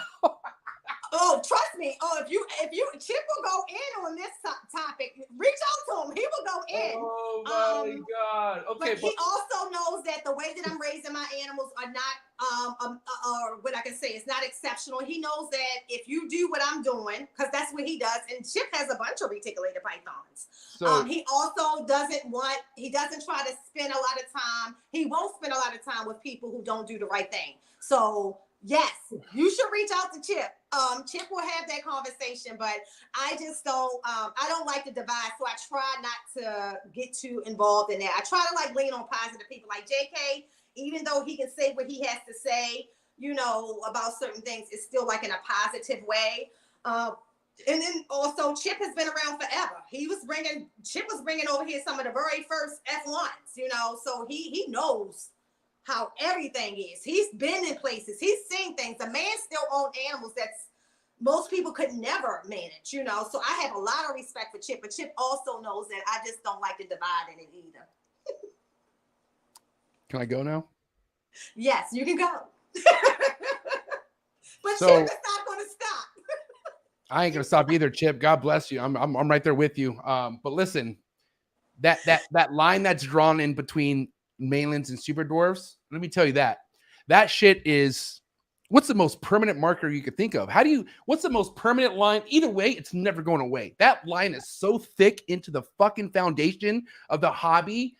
It's never going to go away. It's never going to mesh. It's never going to be the same. The super dwarf, as far as what people are looking for and searching for, which are documented facts. If you don't have documentation, if you don't have that, I guess you could say reach out reptile type fucking behavior to your shit, no one's going to really want to buy from you. But I feel and that's true. good. And that's one of the reasons why I don't, first of all, I never desired the super dwarf, but I do think that I don't want to necessarily be a part of anything that divides anything type of thing. Now, I would agree with you in the sense of, like, you know, my feelings on Samson. I have my feelings. It's just not my place to. Listen, I don't want to say the guy's name no more, because when I hear his name, like, I feel like I want to fight somebody. And it doesn't matter, because you already done fired up the wrong one. If you could have picked any day with anybody in the chat. I love it though, because listen, I love that I have to like you could overtalk me if you wanted to. God bless you. And there's not a lot of people who I bring on the show that are willing to do that. And I appreciate what's happening right now. I really do. This is good. This is healthy. This is really good, you know, because this is all respect. There's no disrespect going on. No, I know. This it's is just great. funny. What? Chip, because I just know he's not going to be able to sleep tonight. You done did the wrong thing, MJ. So when you asked me in the beginning, I should have said, don't say anything about that man and Chip indoors. I did. Hey, remember, hey, guys, with anybody out there who gets invited to this episode, sound check. One of the very first questions I asked is there any topic or anything you'd rather me not bring up that you could think about? She said, nah, I'm good. Nah, let's do it. I was like, all right, let's go. I was like, perfect. Hysterical. So, okay. I'm sorry, Chip. Take a Valium before you go to sleep or something. So, Nicole, like let's take it like this. Like, let's just say you were my manager. Like, let's just say if you were somebody, not that I don't value your opinion, but let's say that you're my manager and you can maybe help me approach my feelings towards situations that are very negative, like the Jay and the Samson thing. Mm-hmm. Like, how would you do it if you were me and you had the experience that I sometimes lose sleep over? Like I'm just curious, like, what are some practices you feel like I could do to kind of maybe move on? And it's not that I haven't moved on, but when we talk about it, I light up. So I mean, I want to progress, I want to evolve. And you're obviously somebody who's a lot more mature than I am, obviously. So, you know, what would be your advice for me then? My husband would probably disagree with that, but I have anger management problems. So what I try to do is, you seem awesome. What I try to do is not go down tunnels that are dark, right? So if I know that that's going to upset me, or like if I'm really passionate about something, because there are things that I'm passionate about, like that I would never display right here on your show, right? For example, I'm very passionate about people who are not members of USR, for example. I mean, how you feel about that's how I feel about those people. I don't think that you deserve to have an animal. I'm that passionate about it. But what I try to do is cycle that differently. I know that people do not hear, I'm married to a Capricorn. Raising your voice, he's going to tone you out. I've learned that a long time ago. He's going to tone you out. So you have to learn how to say the same thing in a whisper. What I will say to you is that you should always use your platform. One of the reasons why I love this show, and I say this to Keys all the time, is that it's one of the few places that we're going to be able to come and have this type of dialogue, right? I just think that you and I can have it because the energy is no disrespect either way. Yeah, you know because I have real respect for you. Right. You're a great human. You know what I mean? So I think for me, if I know I can't have that conversation with somebody, I just cut them off, MJ. Like I am the queen of cutting people way off. I don't have to have a conversation with people who do not benefit me financially, emotionally, physically, or mentally. So because I don't, I'm not going to give them that space in my head. Now, the people that I can have dialogue with and disagree with and have a conversation with, and that's different. I think that's important. So on a platform like yours, or like you said, you know, I'm doing podcasts now. It gets heated sometimes on some of my podcasts about things that, you know, we all are passionate about. I don't think we should not have those conversations. I don't think that if you really know what you know and you feel what you feel, and, you know, because people learn those things. Someone right now learned something today, right? Oh my God. Hey, we had 80 plus people, and there's 70 right now. It might go back up. But motherfuckers, I'm learning something today. I'm learning I'm I'm not the loudest in the room no more. Hey, look, and if y'all didn't learn anything else, do not say Samson if Chip is anywhere around. No, seriously. Like, he will not stop. But again, Chip is like, I respect him. He's a very passionate person. Very passionate. And he loves reticulated pythons as much as anybody else. And so a lot of the things that we talk about, the proper presentation of them, things like that, he's big on that. So I respect him. So I'm not going to say that I don't, you know, I'm blind to it, because he talks about it all the time. I just don't want to like give it that energy, you know. I'm not saying that you shouldn't. Yeah, well, here's the thing. Like, everyone expects MJ just to go the typical MJ route and go off and be, you know, and I feel like that's that really it's fun, but it doesn't really work with certain people. Like, you know, like maybe I should have, because here's the thing. You want to be honest about Jay. So I don't know what episode, maybe for sure it was. I want to say it was in February when I went to Ari's house. You know who Ari Flagel is? He worked with Bolins and stuff like that. He has that zoo that he's building in Texas. Shout out to Ari and Ryu. My very close friends are like family to me. But, you know, he has strong feelings about, in general, anyone hoarding animals and overpopulation of animals. And obviously Jay came up and I just fucking went loose. I went loose. I went really, really loose that episode. Like, I was drinking, of course. And, yeah, I went super loose. And then I went loose a couple more times after that. And guess what eventually happened? I woke up one morning, and you ever have somebody who just like, you wake up and like, oh my God, they liked everything. Like you're like, oh my dude, he must. So I woke up, this fucker Jay must have liked over 50 of my pics. And I was like, what the fuck? And obviously, you know what I mean? And then he started responding to my stories. You know what I mean? And I'm like, this is out of left field. Like, this is like, obviously he knows. Okay. And before I knew that he knew, I just kind of ignored it, you know, which I feel like at that time, like, damn, like he was looking to talk to me. Like there was an opportunity for me to kind of speak how I felt, or at least for us, like, can we talk about it? You know what I mean? And I don't want to say I chickened out, but I didn't go that route. I felt good just backing him. I'd rather him say, hey, talk to me, than me go talk to you. But I don't want to keep missing out on opportunities like that again. You know what I mean? Like, I don't. Right. And here's the thing. You want me to, this episode is so sick, Nicole. I'm not going to lie. This is a fucking really fire episode. So I'm going to drop some shit for people. I was going to keep this a secret. I was going to keep this. And I'm not going to give you full details, but guess what your boy MJ's doing? So I'm going to New York this Thursday, right? I fly to New York. Be ready. It's going to be an awesome episode with John Adrania from Sim Container, all about laces. But right after that episode, every episode on Thursday after that is a men's episode. What that means is I'm bringing somebody on that nobody would ever expect. Like, I'm talking about motherfuckers I had beef with, like verbal confrontations. And no, it's not Jay. No, it's not definitely not Samson. I'll tell you that. But dude, like there's documented fact of these kind of beefs. Like, people think, I don't even know how people think we are, but I have talked to these people. We have come together, and I want to end my 2022 hashing out the biggest men's that I have with people out there who are big figures. Like, you know, these are going to be very big episodes, but they're coming to my platform the next 3 weeks after this, and I'm ending this shit. I'm going to go.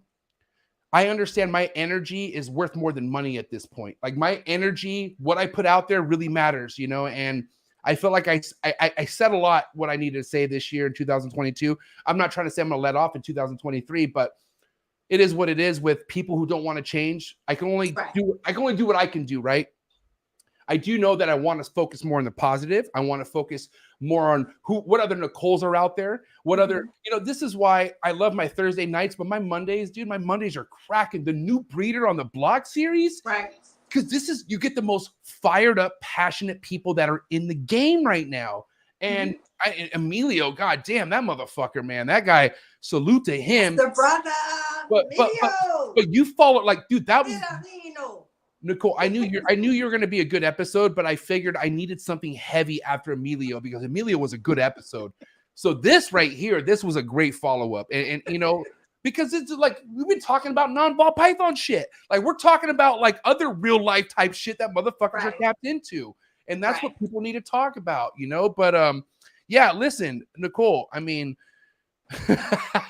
let's talk about some other real shit too. Oh my God. Okay. I don't know what episode. Okay. I don't, because I do feel bad, but there was an episode. You're not the only one. There's somebody else that I feel bad about blocking. But there was an episode. Wait a minute. He's blocked now. She's on the show. No, I don't know. You had to get caught in the fire by accident. But there was, I know you didn't. That's why I was like, that's why I think it was Keys. Shout out to the boy Keys. Somebody told me like, hey, yo, you got the homegirl Nicole blocked. And I'm like, nah. I was like, she never. I'm in the background taking up for MJ. I'm like, you don't need to do this.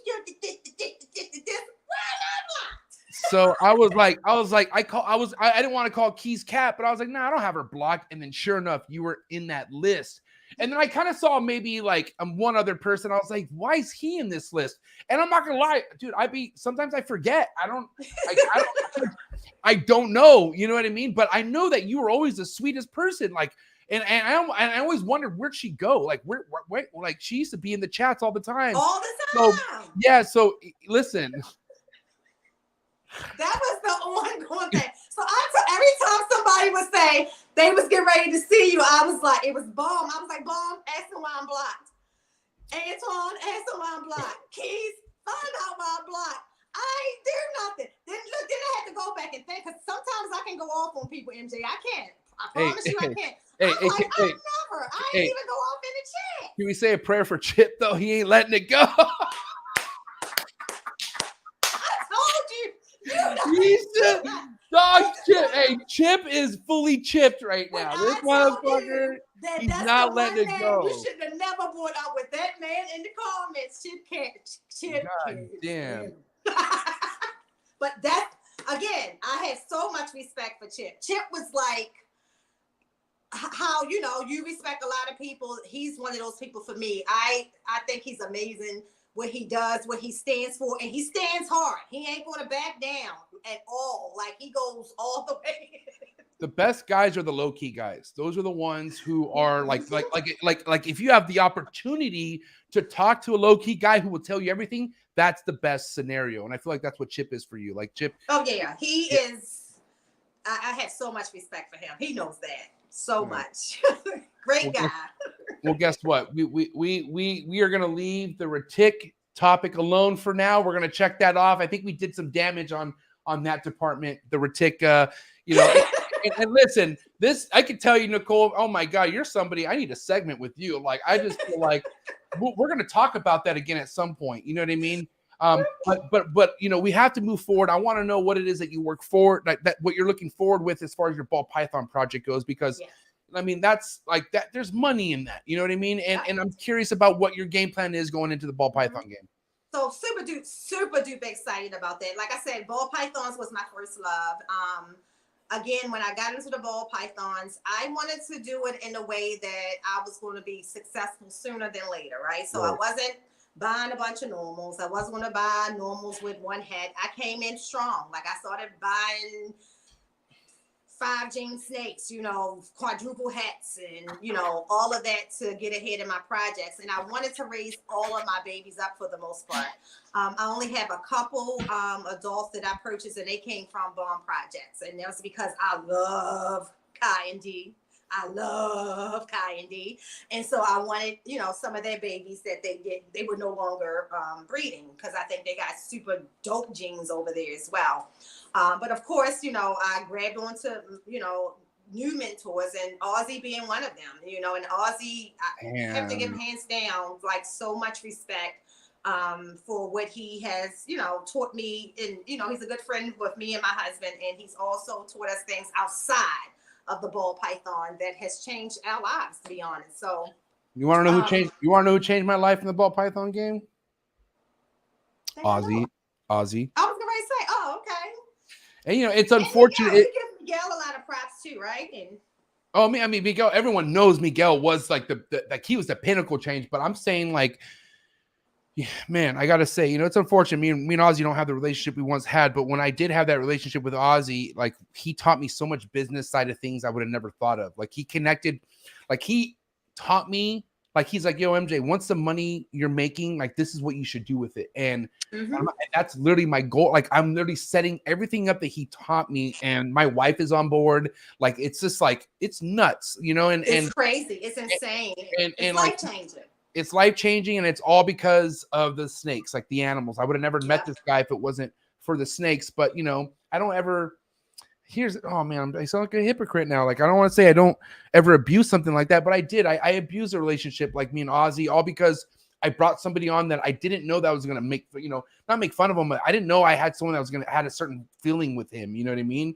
And sure enough, like, Ozzy's a business guy. Like, his name is everything.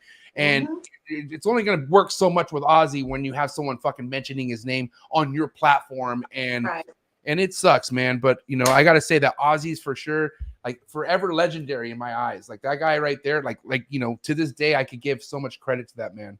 Yeah, I mean, everything that I have everything that I'm doing, everything. I mean, he's not far from me. He's only, 45 minutes away from our house. So I get to go there. Do you know how legendary of a state you live in for reptile people? Maryland.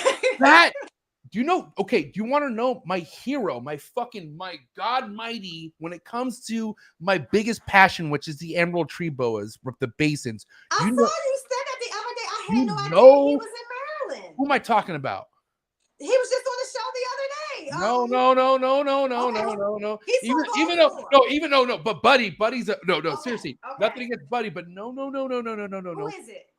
Ed Marino. Ed Marino lives. Do you know who Ed Marino is? No. You want to see who? You say he's a big chondro person? No. Emerald. Emerald. Okay.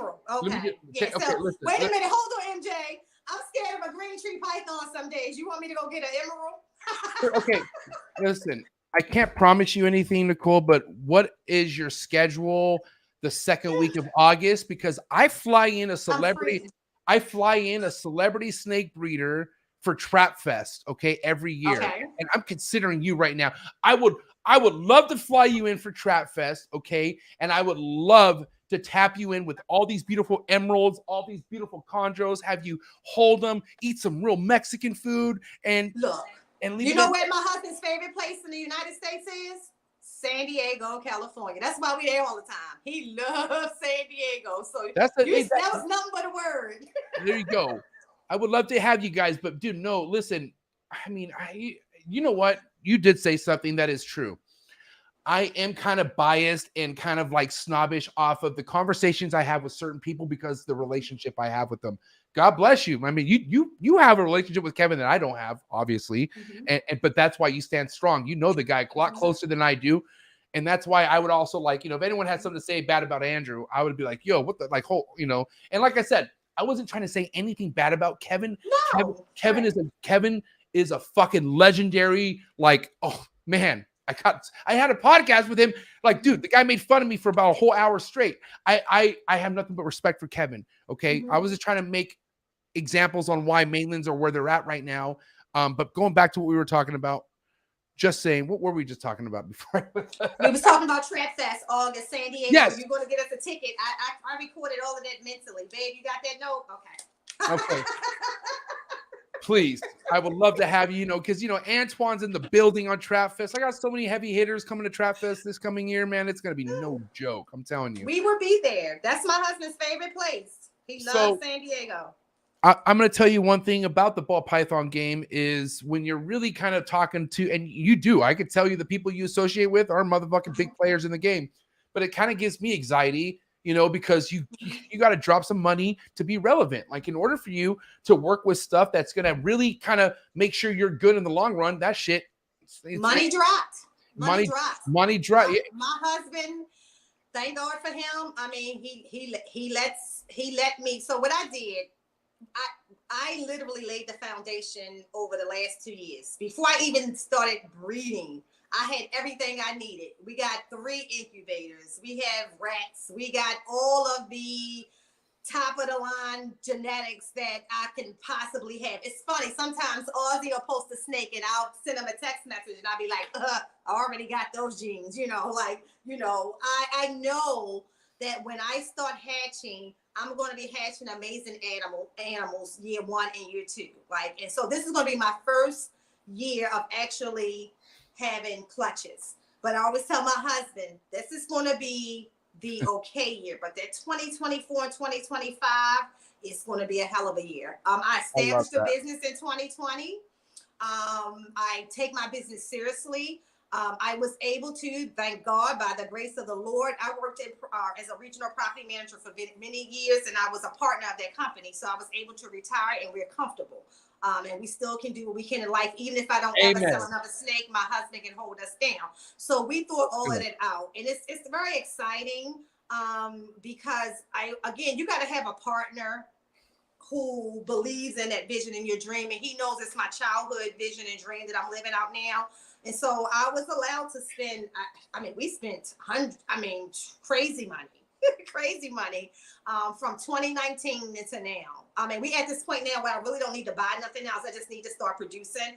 But I'm very excited, and I'm just glad. It's like you said, I wish I had done it a little earlier though in life. You know what I mean? Who's ready for it? So here's the thing, like the beauty about the ball python game, it don't matter when you come in. It just matters how you come in. The fact that you dropped Ozzy earlier, like obviously you're in the right fucking direction. Like you already know who makes what. That's the legendary type shit, right? But a lot of people here, like myself, the reason why, man, I appreciate every relationship I have because if I'm at where I'm at because of the relationships I had. My very first year or 2 in this game, I was collecting snakes, not even knowing what a codon recessive was. No fucking clue. I was feeding retics once a week. I was like, dude, you know what I mean? Like, I'm talking some airheaded type shit. So a lot of this passion and I guess you could say aggression behind what I say is coming off my own negligence. Like this is based off like shit that I fucked up off of. I don't want you guys to do what I did because it's not a fun experience. Oh my God, remind me what we were just talking about again. You're just talking about experience, ball pythons, having the right people, having great relationships. And I say that all the time. I say all the time that if you are in this, and so one of the dumbest things I hear is people like that whole, I don't like this person, I don't like that person type of thing, right? If this person, right, has never done to you nothing personally, but they can give you a good business relationship, a good business train to jump on, then you need to change your mindset. That's how businesses work, whether it's ball python or any other business. I have sat in a boardroom many times with people that I can't stand. Can I ask you 100% like sister to bro question right now? Like you need to like pretend there ain't 80 people in the building. Respect, get the likes up. But do you feel like I could do a better job being more likable? So I'm into people being who they are, right? That's my thing. But sometimes I gotta respect. Sometimes I can't repeat this because this guy is like on, like he's probably waiting to wake up in the morning and see if I talked about him, and I'm not ever gonna do this.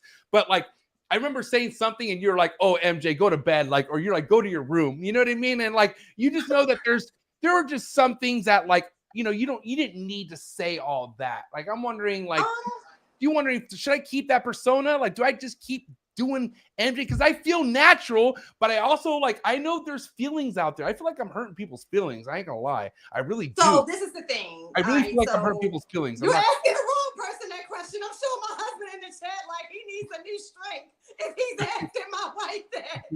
No, but dude, she's helping me out right now. God bless her. I'm telling you right now, like, man, Nicole, like, were you a lot worse when you were in your 30s? Let's be real. Like, were you even more fired up, or did you like become fired up? I'm still fired up, MJ. So I tell everybody, my husband keeps me out of jail every day. Oh my God. I must be really fucked up then. You call to say certain things, like, 'cause I'll go off. I feel like you're the big sis who's like I'm out of control. Like, I am so lost. So I am the big sis, but I'm also the big sis that if you call me and tell me that your husband beat you, I'm putting on a hoodie on and I'm driving up and it's going down. It's going down. So I'm not the person who's going to call. My husband does that for me. My husband says to me, no, babe, you're not going to do that. Or I always make the joke that when we met, people thought that, he was the thug. And here's me, no, it's reverse. Like, he's kept me out of a lot of situations. And then sometimes he can tell you of situations where he couldn't catch me fast enough. So I'm not the person to ask. The safest thing I do is surround myself with my animals, and I don't leave the house often anymore. I don't know. Be who you are. Sometimes I tell my husband too. But check this out. You need that. But check this out. Here we are. You're right, because being who I am in this game has made me discover things I don't want to be.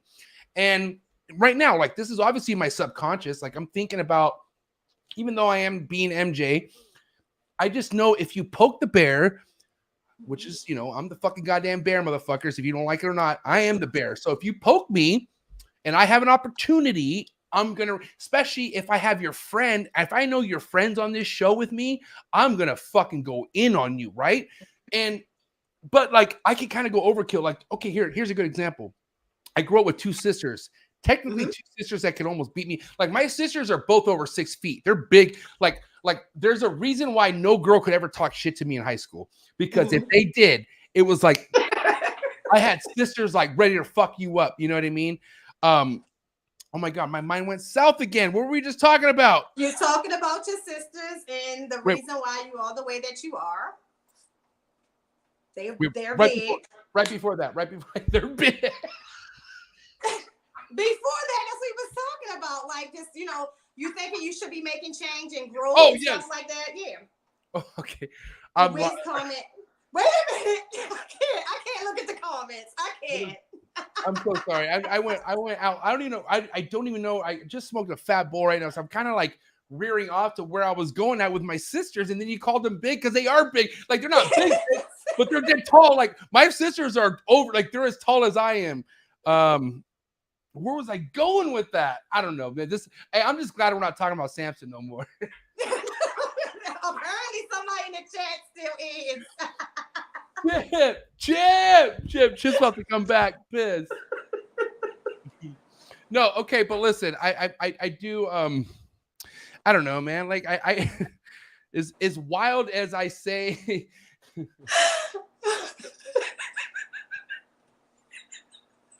Oh shit! Oh man. God! I'm sweating bullets over here. This shit's too much.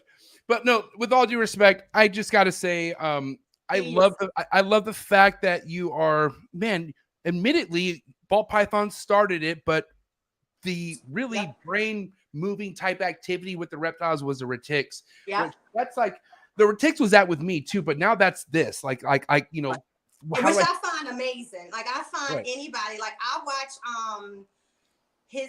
what's his name? Oh my God, he's been on here too. He has all the chondros. Who? Bill? No. He's Spanish, I think, or he's or Mexican. Got a little girl like 6 years old. She takes the ETB. Oh, Socrates. Yeah, Socrates' daughter. Yeah. So that little kid, he's Greek. He's Greek. I know people think he's Mexican. He's my brother, but yeah. So I watch him on Instagram a lot, and his daughter is absolutely amazing. I was showing my husband the other day. I was like, this little girl handles these like they're ball pythons. And here I am looking at DMX, gearing myself up, pumping myself up to go in him. I mean, I gotta say, man, I feel like the biggest win out of this entire episode was DMX getting his temperatures lowered for sure. Like, he's gonna be so happy, man. God damn. mean, he's an amazing animal. I will say chondros are beautiful. They're just I think it takes a they're whole not. They're not what. They're not what. They're not what. Tell me. They're not what. It just takes a whole nother level of keeping to me. They're the most easiest snakes to keep. Period. Yeah, that's what people who have all of those say. Yeah, because because they're not. Ain't no 90-degree. Like I ain't cooking snake here. You know what I mean? Right. I mean, but the thing is that in the defense, everything is turned down to 87. It's going to drop to 77 in about an hour. Right. I will say that I'm going to pay attention to how he acts, but that's information that I have never heard anyone say. And I watched this show with people with chondros on. I guess you just assumed that the people you have on, they know what they're doing. That's the first time I ever heard 77 for a chondro. I could tell you 3 episodes where we made fun of people who put their chondros at 90-degree hotspot. I never heard that one. So I mean, I would never make fun of you. Not you though. Not you though. Like if it was you, no, I wouldn't be like, no, not you. You didn't know yet. See, you didn't know. I didn't know that. I was her. I was her. And that's why you should say what you say, right? But I was him. Like I said, like people were like, this is why I want people to understand when I go hard about something, like, even like the J thing. Hello, I had to part with my retics because I knew I was not capable. Like I had to do what was right. Like I was fuck about what I want. I have to do what's right by these animals. And for somebody who should be a leader in this industry, can't do that. Like that's crazy. You know what I mean? So yeah, I think honestly, I think that again, that's why I love podcasts. And I said this earlier. It's very important that we use our platforms to educate. You are an expert in chondros. I'm an expert in retics. Somebody else might be the expert in ball pythons. I'm not an expert. I'm not an listen. Well, I'm not claiming. I don't claim what she says. I am not an expert. You have enough of them to keep them alive. They could die tomorrow. It don't matter, dude. This right here will break your fucking. I got a snake that just was locking this snake, and it has RI now. Sweetheart, you don't know what I go through. I cry in this room. You realize I cry in this room. I should pull Brian Barczyk and get those views and fucking cry on camera, because I think if anyone saw MJ crying, do you imagine the memes off that? Oh my God, they would be like, and I don't know. But I got to tell you, like, this room hurts my feelings. Like I just it put itself down. But my very last production, it took me 3 years to get my own chondro production to eat on its own. It took me 3 years to do that. And after they did that, guess what happened? After 8-9 meals, they all prolapsed and died. But isn't that like a challenge that a lot of people have with them? Yeah. Oh, no. I'm not embarrassed by it. Obviously, I'm talking about it. It's the typical type shit. That's what you go through. And it's not nearly enough for me to throw in the towel, but it fucking fucks with me and it hurts. It really does, especially when they were born in June. And then my last one just died 2 days ago. And it's like, fuck, but at the end of the day, that's why I do what I do. And see, that's the one of the fears, and that's something that Ozzy tells me all the time, because he knows that I hate when your animal can die and I cry, right? And he, he'll be like, when you start breeding ball pythons and they start hatching, you're going to have animals that don't make it. And I'm like, no, that can't happen. But listen, everyone knows, especially people who know me, I'm a sensitive guy. I am sensitive. But my first snake that died on me was a chondro. Okay. And mind you, I got my very first chondro that made it through 90-degree hot spots and different multiple fucking bulbs. It made it, right? But then my second chondro was a baby chondro that I got from my buddy, who said, I don't think it's had any meals, but $100 if you want it. And I was like, sure, fucking give it to me. I want it. So here we go. And then sure enough, I had this thing for about a week and it doesn't eat for me. And so I think, I don't even know who I knew at that time. I had no relationships with nobody. Like this was like, this is beginner MJ shit, 2017, right? So I'm just like, I'm looking up YouTube videos. I'm seeing assist feeding and force feeding, and I couldn't do it. Like I got the pinky head and I was like, I can't do it. So guess who came through my rescue? My dad. My dad fucking, as always, as I was a kid, my dad was always my hero, and he's still my hero to this day. But my pops came through. I told my dad, you just got to get this head down its throat, and just somehow I can't do it. Here's a video, and he's like, get the fuck out of here, just leave. And I'm like, okay, I'm out. And I'm just like, oh, just please let it happen. Sure enough, he gets it down, and I couldn't believe it. So he comes back the next week and he does it again, and I'm like, holy shit, it's working. And then guess what happens the third time? It actually eats on its own. And I'm like, what the fuck? And I had this thing at 90-degree hot spot. It was like getting cooked. So right when it became established, it was so uncomfortable that it died. It just went from like eating a couple meals to dying. And I was so, because I had my hopes up. You get your hopes up. That's the thing. Like, this is how these animals take they castrate you. They fucking, and sometimes let you bleed out depending how you go, right? But they will get you to get your hopes so high to the point where it's like a balloon and pop. And you're just like, what the? And so I've had so many episodes of high expectations, but that's been my personality. My grandpa's my hero. My grandpa's 94 years old. God bless him. Still alive. Mexican goddamn roots right there, man. Like, I don't know how he's alive at 94. But my grandpa's been my hero my entire life. You know what I mean? Mm-hmm. And I don't even know where I was going with that again. Why the fuck did I bring my grandpa up? This is crazy. You was talking about your dad and the snake and the saving of the snake. And then your grandpa. So I'm just saying, like, at the end of the day, like, it was a lot to deal with, because I thought I would never have that chondro again. Like dealing with that kind of loss was very fucking hard on me, but it taught me what I'm doing. It's going to keep coming. You know what I mean? And my buddy Andrew, shout out to my boy Andrew Acevedo. He was the one that told me, he's like, bro, what you're trying to work with is not for the faint at heart. And I used to take things he would tell me personal, just like everything else. Like, that's just how I was. I just take, like, whatever you're trying to help me with, I take it personal. Mm-hmm. And he was trying to tell me, like, if you can't handle this, don't do it. Right. And I loved the chondro so much. When he told me I couldn't handle it, I said, fuck that. Like, and I didn't tell him I cried. Like, this is like, nobody knew I was crying. I think only my dad knew, knew I was crying, but I didn't tell nobody else. And when he told me, if you can't do something, you can't handle it, don't do it. I told myself, I was like, your emotions need to go on the shelf, man. Like, this shit's going to come. And I literally had the chondro game to thank on what made me understand dude, what we work with, these are living animals.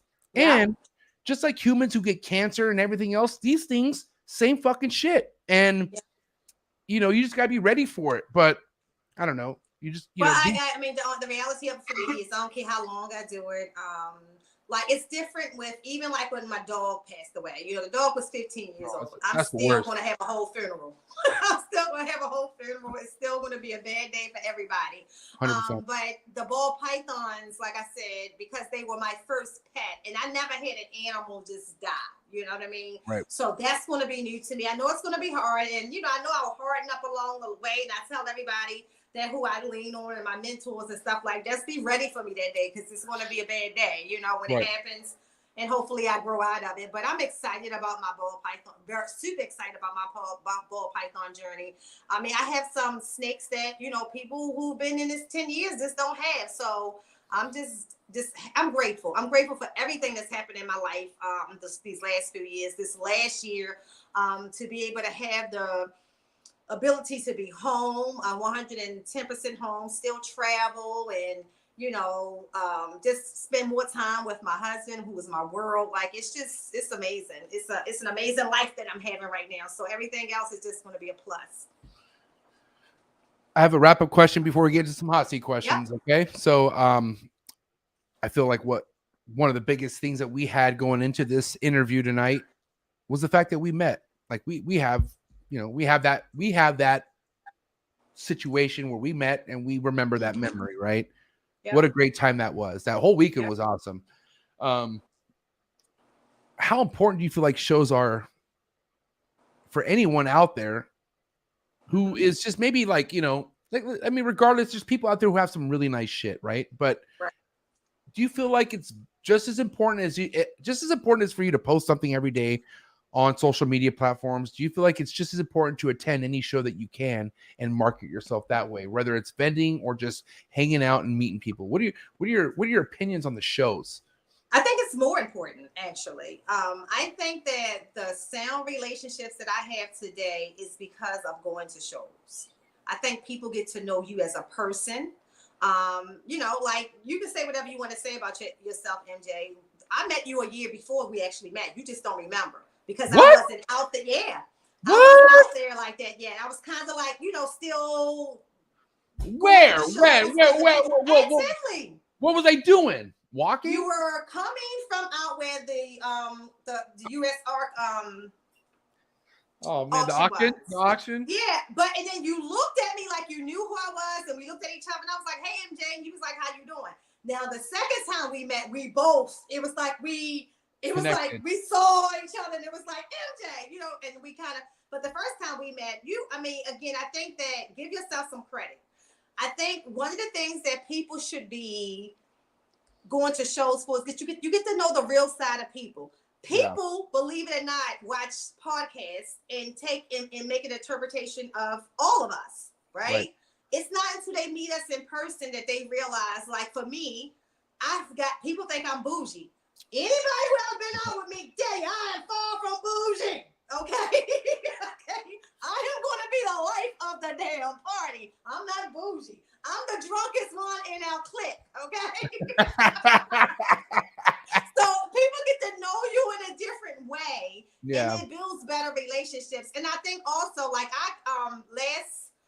last Tinley, one of my giveaways for my 1,000 subscriber was a flight to Tinley, and I paid for a first class flight. And whoever won it, I wanted to be somebody who really loved animals, and the person who won it, I was so happy that he won it. And watching him take his pictures throughout Tinley was just so heartwarming.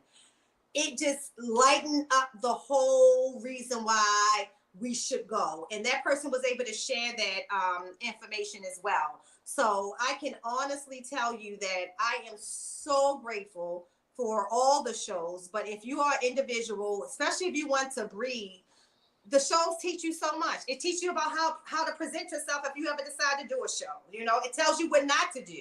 All of that. But more importantly, it's like a family reunion to me. You cannot miss them. Listen, I don't ever do this. You know, you know me. Shit. I just don't do this, but I'm so happy with your 1,100 subscribers on YouTube. Thank you. That I want everybody out there to please go to Lady Tiss Exotics and subscribe right now to her channel. Please give somebody like this some support. And I said this once, but I'm saying this with a different type of tone and energy. I would love to bring some type of views and energy to your platform. If you ever want to bring me on your show, which I've said no to a lot of people, unfortunately, but if you ever want to bring me on your show, and I will wake up at 5 a.m. on a Monday and make that shit pop for you, I feel like I would, and you just let me know any time of the day. I have the Saturday one too now, so you don't have to get up too early. We can do a Saturday as well. It'll be 10 for you. It's still early as hell.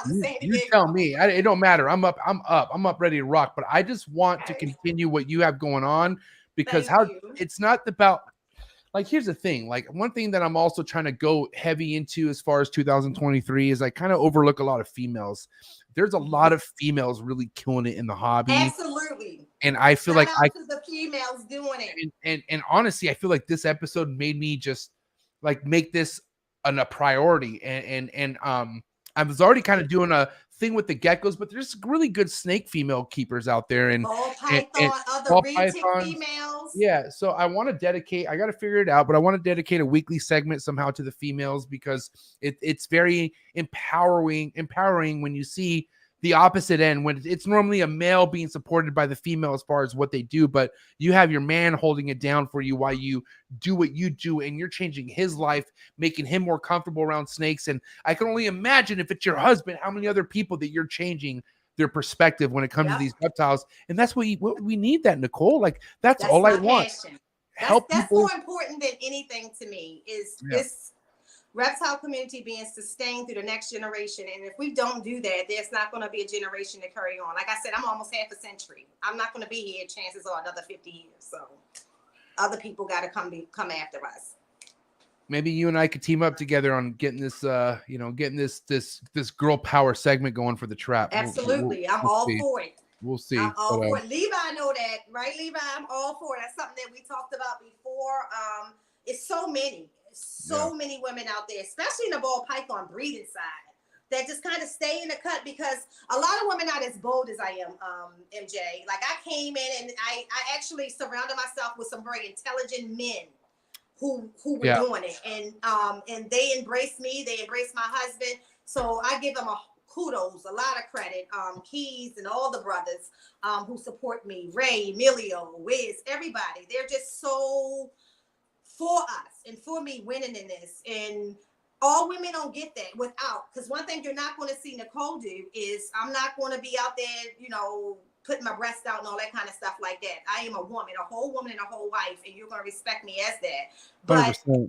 Some people only get that if they do that, and you don't have to do that to still be respected. And I'm respected by a bunch of people in this hobby, like you said, including some of the OGs that, they got me. They're going to hold me down, and that's how I'm going to get through this and get through it without making all the mistakes that a lot of people could make. I could tell you, listen, I try to let women do their thing when it comes to certain like nudity and snakes and whatnot. And like, okay, that's cool, but I got to tell you, man, there's just some girls that take it overboard, and it's like, this is why I don't follow any shit like that at all. But the thing is, there are some female keepers who just keep, like yourself, like, for instance, look at the picture you do. It's not really breeding, even though breeding is something you dabble in, but it's not like the mandatory thing. Like that's important, but there's this, I don't know, man. Like again, it's kind of going back. If you're a model, that's great. If you're a model, as a businesswoman, I think that you should present yourself as such to be taken seriously. Because if not, what people remember is your nipples and not your genetics. Look at Chip. Look at good old look. Chip's chipping in. Look, is Chip? Look, Chips. I don't know about that, Chip. Y'all both might be too much together.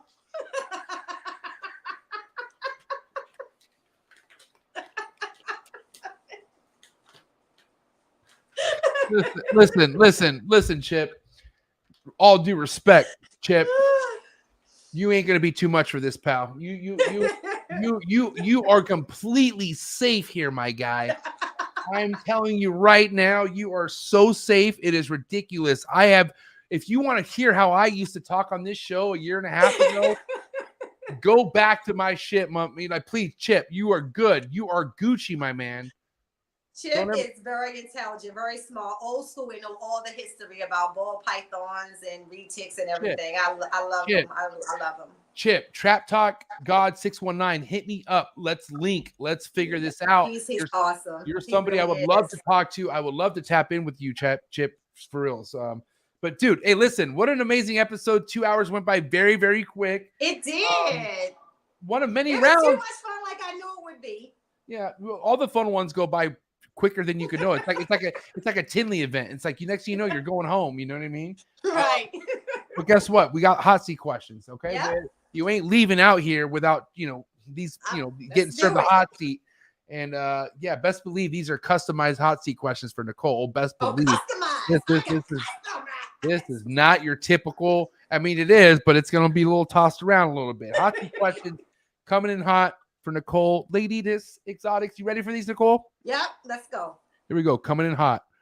Frozen Thought or Live? Frozen Thought. Least favorite retic morph?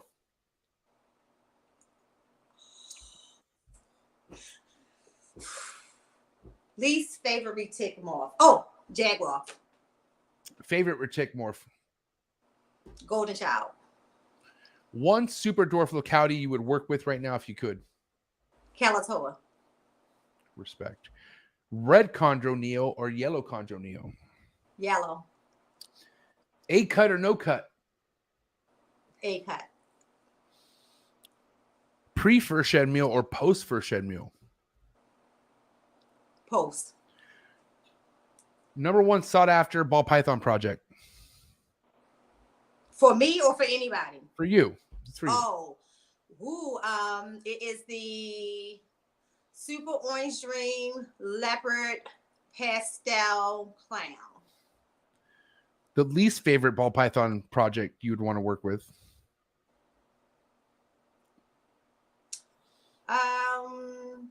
That's hard. Least. I can tell you. Blue-eyed Lucy. Yay imports or boo imports? Boo imports. One reptile you would import to your collection, no matter what it was. What would it be? A Bolin's python. Oh, shake my hand, please. Just shake it. Thank you. It's my dream. One reptile nobody should ever import ever again. Don't touch it. Leave it alone. DW Exotics, no damn Komodo dragons. Amen. I ain't gonna lie. Leave it alone. Hey, Dre, I'll take one though.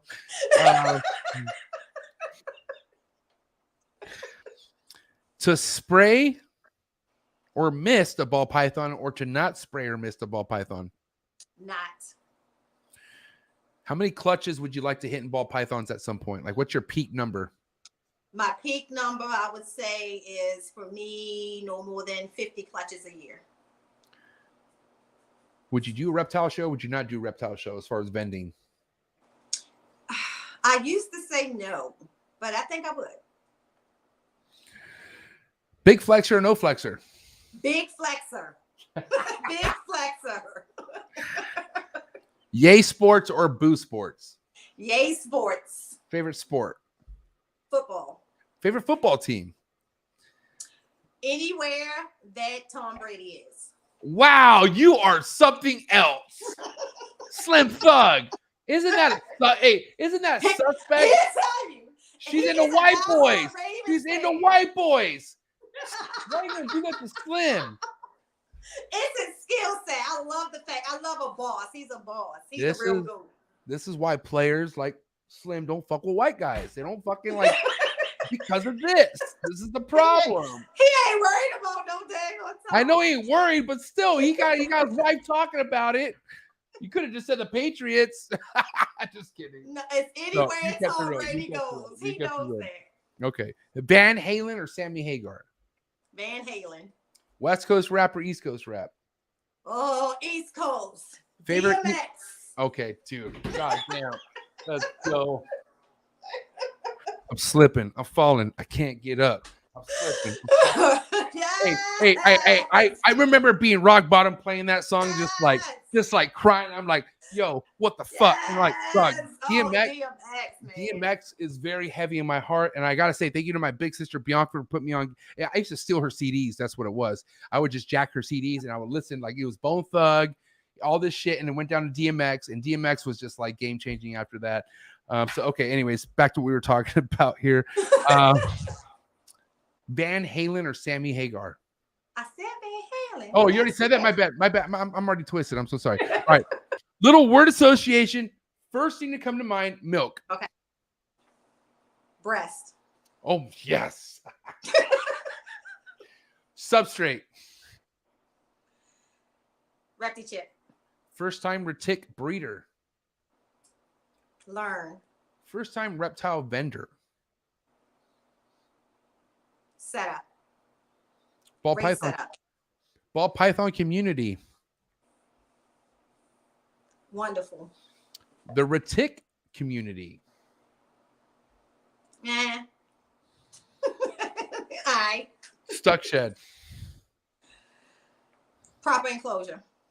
Arboreal. Okay.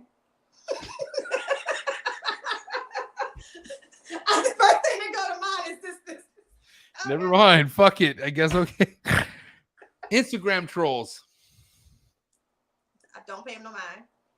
If you had to delete one Facebook group away from the entire reptile community forever, what would that Facebook group be? Every reticulated python group that's on Facebook. Is that including super dwarfs or no? I'm not in any super dwarf groups, or pure super dwarf groups. So for all the ones that I am, Retic Nation, Chip, don't kill me. But all of those. Yeah. Listen, the truth hurts, but you want to know about the truth? It's undisputed. Just like the goddamn podcast. Listen, we had just shy of 80 people tapped in. How many likes we got? Look, how many likes we got? I gotta check this out. How many likes do you think we got? If you were to guess how many likes we got. Let me see. We better have 80. We got 98 likes. That's what I'm talking about. Up, y'all? You had nothing but love and support this entire podcast. Thank you. Nicole, what do you have to say to everyone out there who's literally writing for you? You listen, there are people who follow you, but then there's people who fucking ride for you. Mm-hmm. What do you have to say to the people who ride for you? Just keep riding, and I'm carrying you all the way with me. You know, I look out for my people, and just keep looking out for me and supporting me. I want to give a special shout out to my husband, babe. Thank you for always just being right there by my side, supporting me through sickness and health. Because there's been times that I've been sick, and that man still holds it down for us. And Jim, if you still listening to the chat, I know you cleaning rig ticks, Jim Jolly and Chip. Thank you. And of course, my brother Keys and all of the usual suspects. I appreciate all of you. You guys literally make it everything for me every day. And then to everybody else, just keep supporting me. Like he said, follow me on YouTube. I'm putting out great content. I put out content that you can share with your kids as well to help them love reptiles, because like I said, that's our next generation. You're so next level, Nicole. It's ridiculous. Thank you. Can I get a hug? Hey, what a great conversation. One of many. Listen, I'm going to make sure you and I come together again and we talk, because this was kind of some great type of grown-up conversations that people should have in this goddamn reptile hobby. And you know what? Kudos to you for wanting to grow, because your growth makes me want to grow. We're going to grow together. See you at the top. That's a wrap for Nicole leading this Exotics, ladies and gentlemen. You have a great night, Slim Thug. You have a better night, my man. She's a real one. You guys enjoy yourself. Thank you so much, Nicole. Talk to you soon. All right. See you later. Fuck, man. What a great episode. I knew the shit was going to be like, I mean, like, yeah, it felt like I was arguing with my sister for a minute. Like, you know what I mean? But that's like, you know, because I love my sisters, right? So anytime I argue, it's about just passion of me wanting to get my point across. Same thing. She just wanted to get her point across. I saw her point on so many things. Like, God bless this girl, Nicole, man. Shout out to the women, girl power. I'm telling you right now, I'm going to look into it. I'm going to figure it out. I'm going to bring more women to this podcast. I feel very empowered and very motivated off this one-on-one with Nicole. I feel like I'm not the only one. People out there are on the same page with me. This was a fucking really great podcast. Wait, one thing I don't understand is there was not one super chat. Guys, can we get one super chat for the fucking homegrown Nicole? Like, holy mackerel. Definitely should have deserved some super chats tonight. Just saying. But either way, it's all good. I'm going to fly her in. I just now realize I'm going to be making her the one I fly in for fucking Trap Fest 2023. So guess what? If you want to join Trap Fest 2023, make sure you go down to that link and become a Trap Talk Patreon member. I throw this fest strictly for my Patreon members, and then I have my celebrity, people show up as Nicole and her husband Slim Thug. It's gonna be an awesome time, man. I don't fuck around. I get the best Mexican food in San Diego. DJ. I think I didn't drop a set last year because I was so much in conversation, but I actually might drop a DJ set next year. Who knows? There will be an Astro Jump. I think there will be a dunk tank too. I hope to God Brian Cusco will be in attendance, because Brian Cusco could actually do an acoustic concert for us. And because listen, I've heard Brian Cusco jam before, man, and it's fucking awesome. He was supposed to come the last 2 years. Well, he did come 2 years ago, but he didn't come last year. But awesome time. Oh wow, well, look at that. We got some super chats. Shout out to Sexin and Flexin. Listen, guys, I ain't gonna lie. I say no to a lot. I'm not even trying to be snobby, but you motherfuckers know who I said no to. I've said no to some podcasters out there, but I didn't say no to these guys. I'm so glad I didn't. Make sure you catch my podcast with Sexin and Flexin on YouTube, and make sure that you just check them out in general. These guys are doing good shit. Shout out to Levi. The homie Chris. Is it Chris? I hope I said that right, man. Sorry. But guys, I got to say I had a really good night. Thank you so much. I appreciate all the love and support. Man, I got big things popping this week, man. You guys know that I'm flying straight to New York because I'm from New York. New York. No, I'm not from San Diego, but I am going to be flying to New York. I have a really important podcast going down with my mentor in the monitor game, man. You got to understand the lace monitors are like my retics. They are the most smartest reptiles I keep. I'm obsessed with them. They keep me on my toes. My biggest thing is making sure that I can breed them with all safety as possible. I want to make sure that my female could lay eggs the way she should. I don't want anything to go bad, man. But this thing's, you understand, these monitors, if you don't have things dialed in, things could go bad. So I'm approaching my very first year breeding lace monitors. So this couldn't be perfect. This episode couldn't be more perfect, but it's going to go down this Thursday night, live and direct. I fly into New York City Wednesday, and then I go over to Pennsylvania to see the homie John, and we're going to get our podcast in all about the lace monitors. And best believe I'm going to be getting a vlog in for sure. There's actually a couple places I'm going to be hitting up in the East Coast, and I can't wait. So MJ, East Coast, New York, be ready. I'm coming in hot. I'm coming in heavy. Thank you so much, guys, for tapping in. I appreciate you guys so much. Nicole, what an episode. You killed it, sweetheart. I got to say, this was honestly, this was next level. As far as female guest goes, one of the best female guests I've ever had on this show, hands down. So thank you so much, Nicole, for challenging my thought, but honestly challenging the topics of conversation. You really brought a light to this whole entire episode. And yeah, guys, don't sleep on my girl right here, Ladies Exotics. Subscribe to her on YouTube right now. Follow her on Instagram. Force to be reckoned with. Cannot wait till next time to hang out with this girl, but it's all going to go down. So make sure you guys hit that subscribe button, hit that like button, drop a comment. I'll see you guys Thursday night, live and direct from New York. And I'm out. Cheers.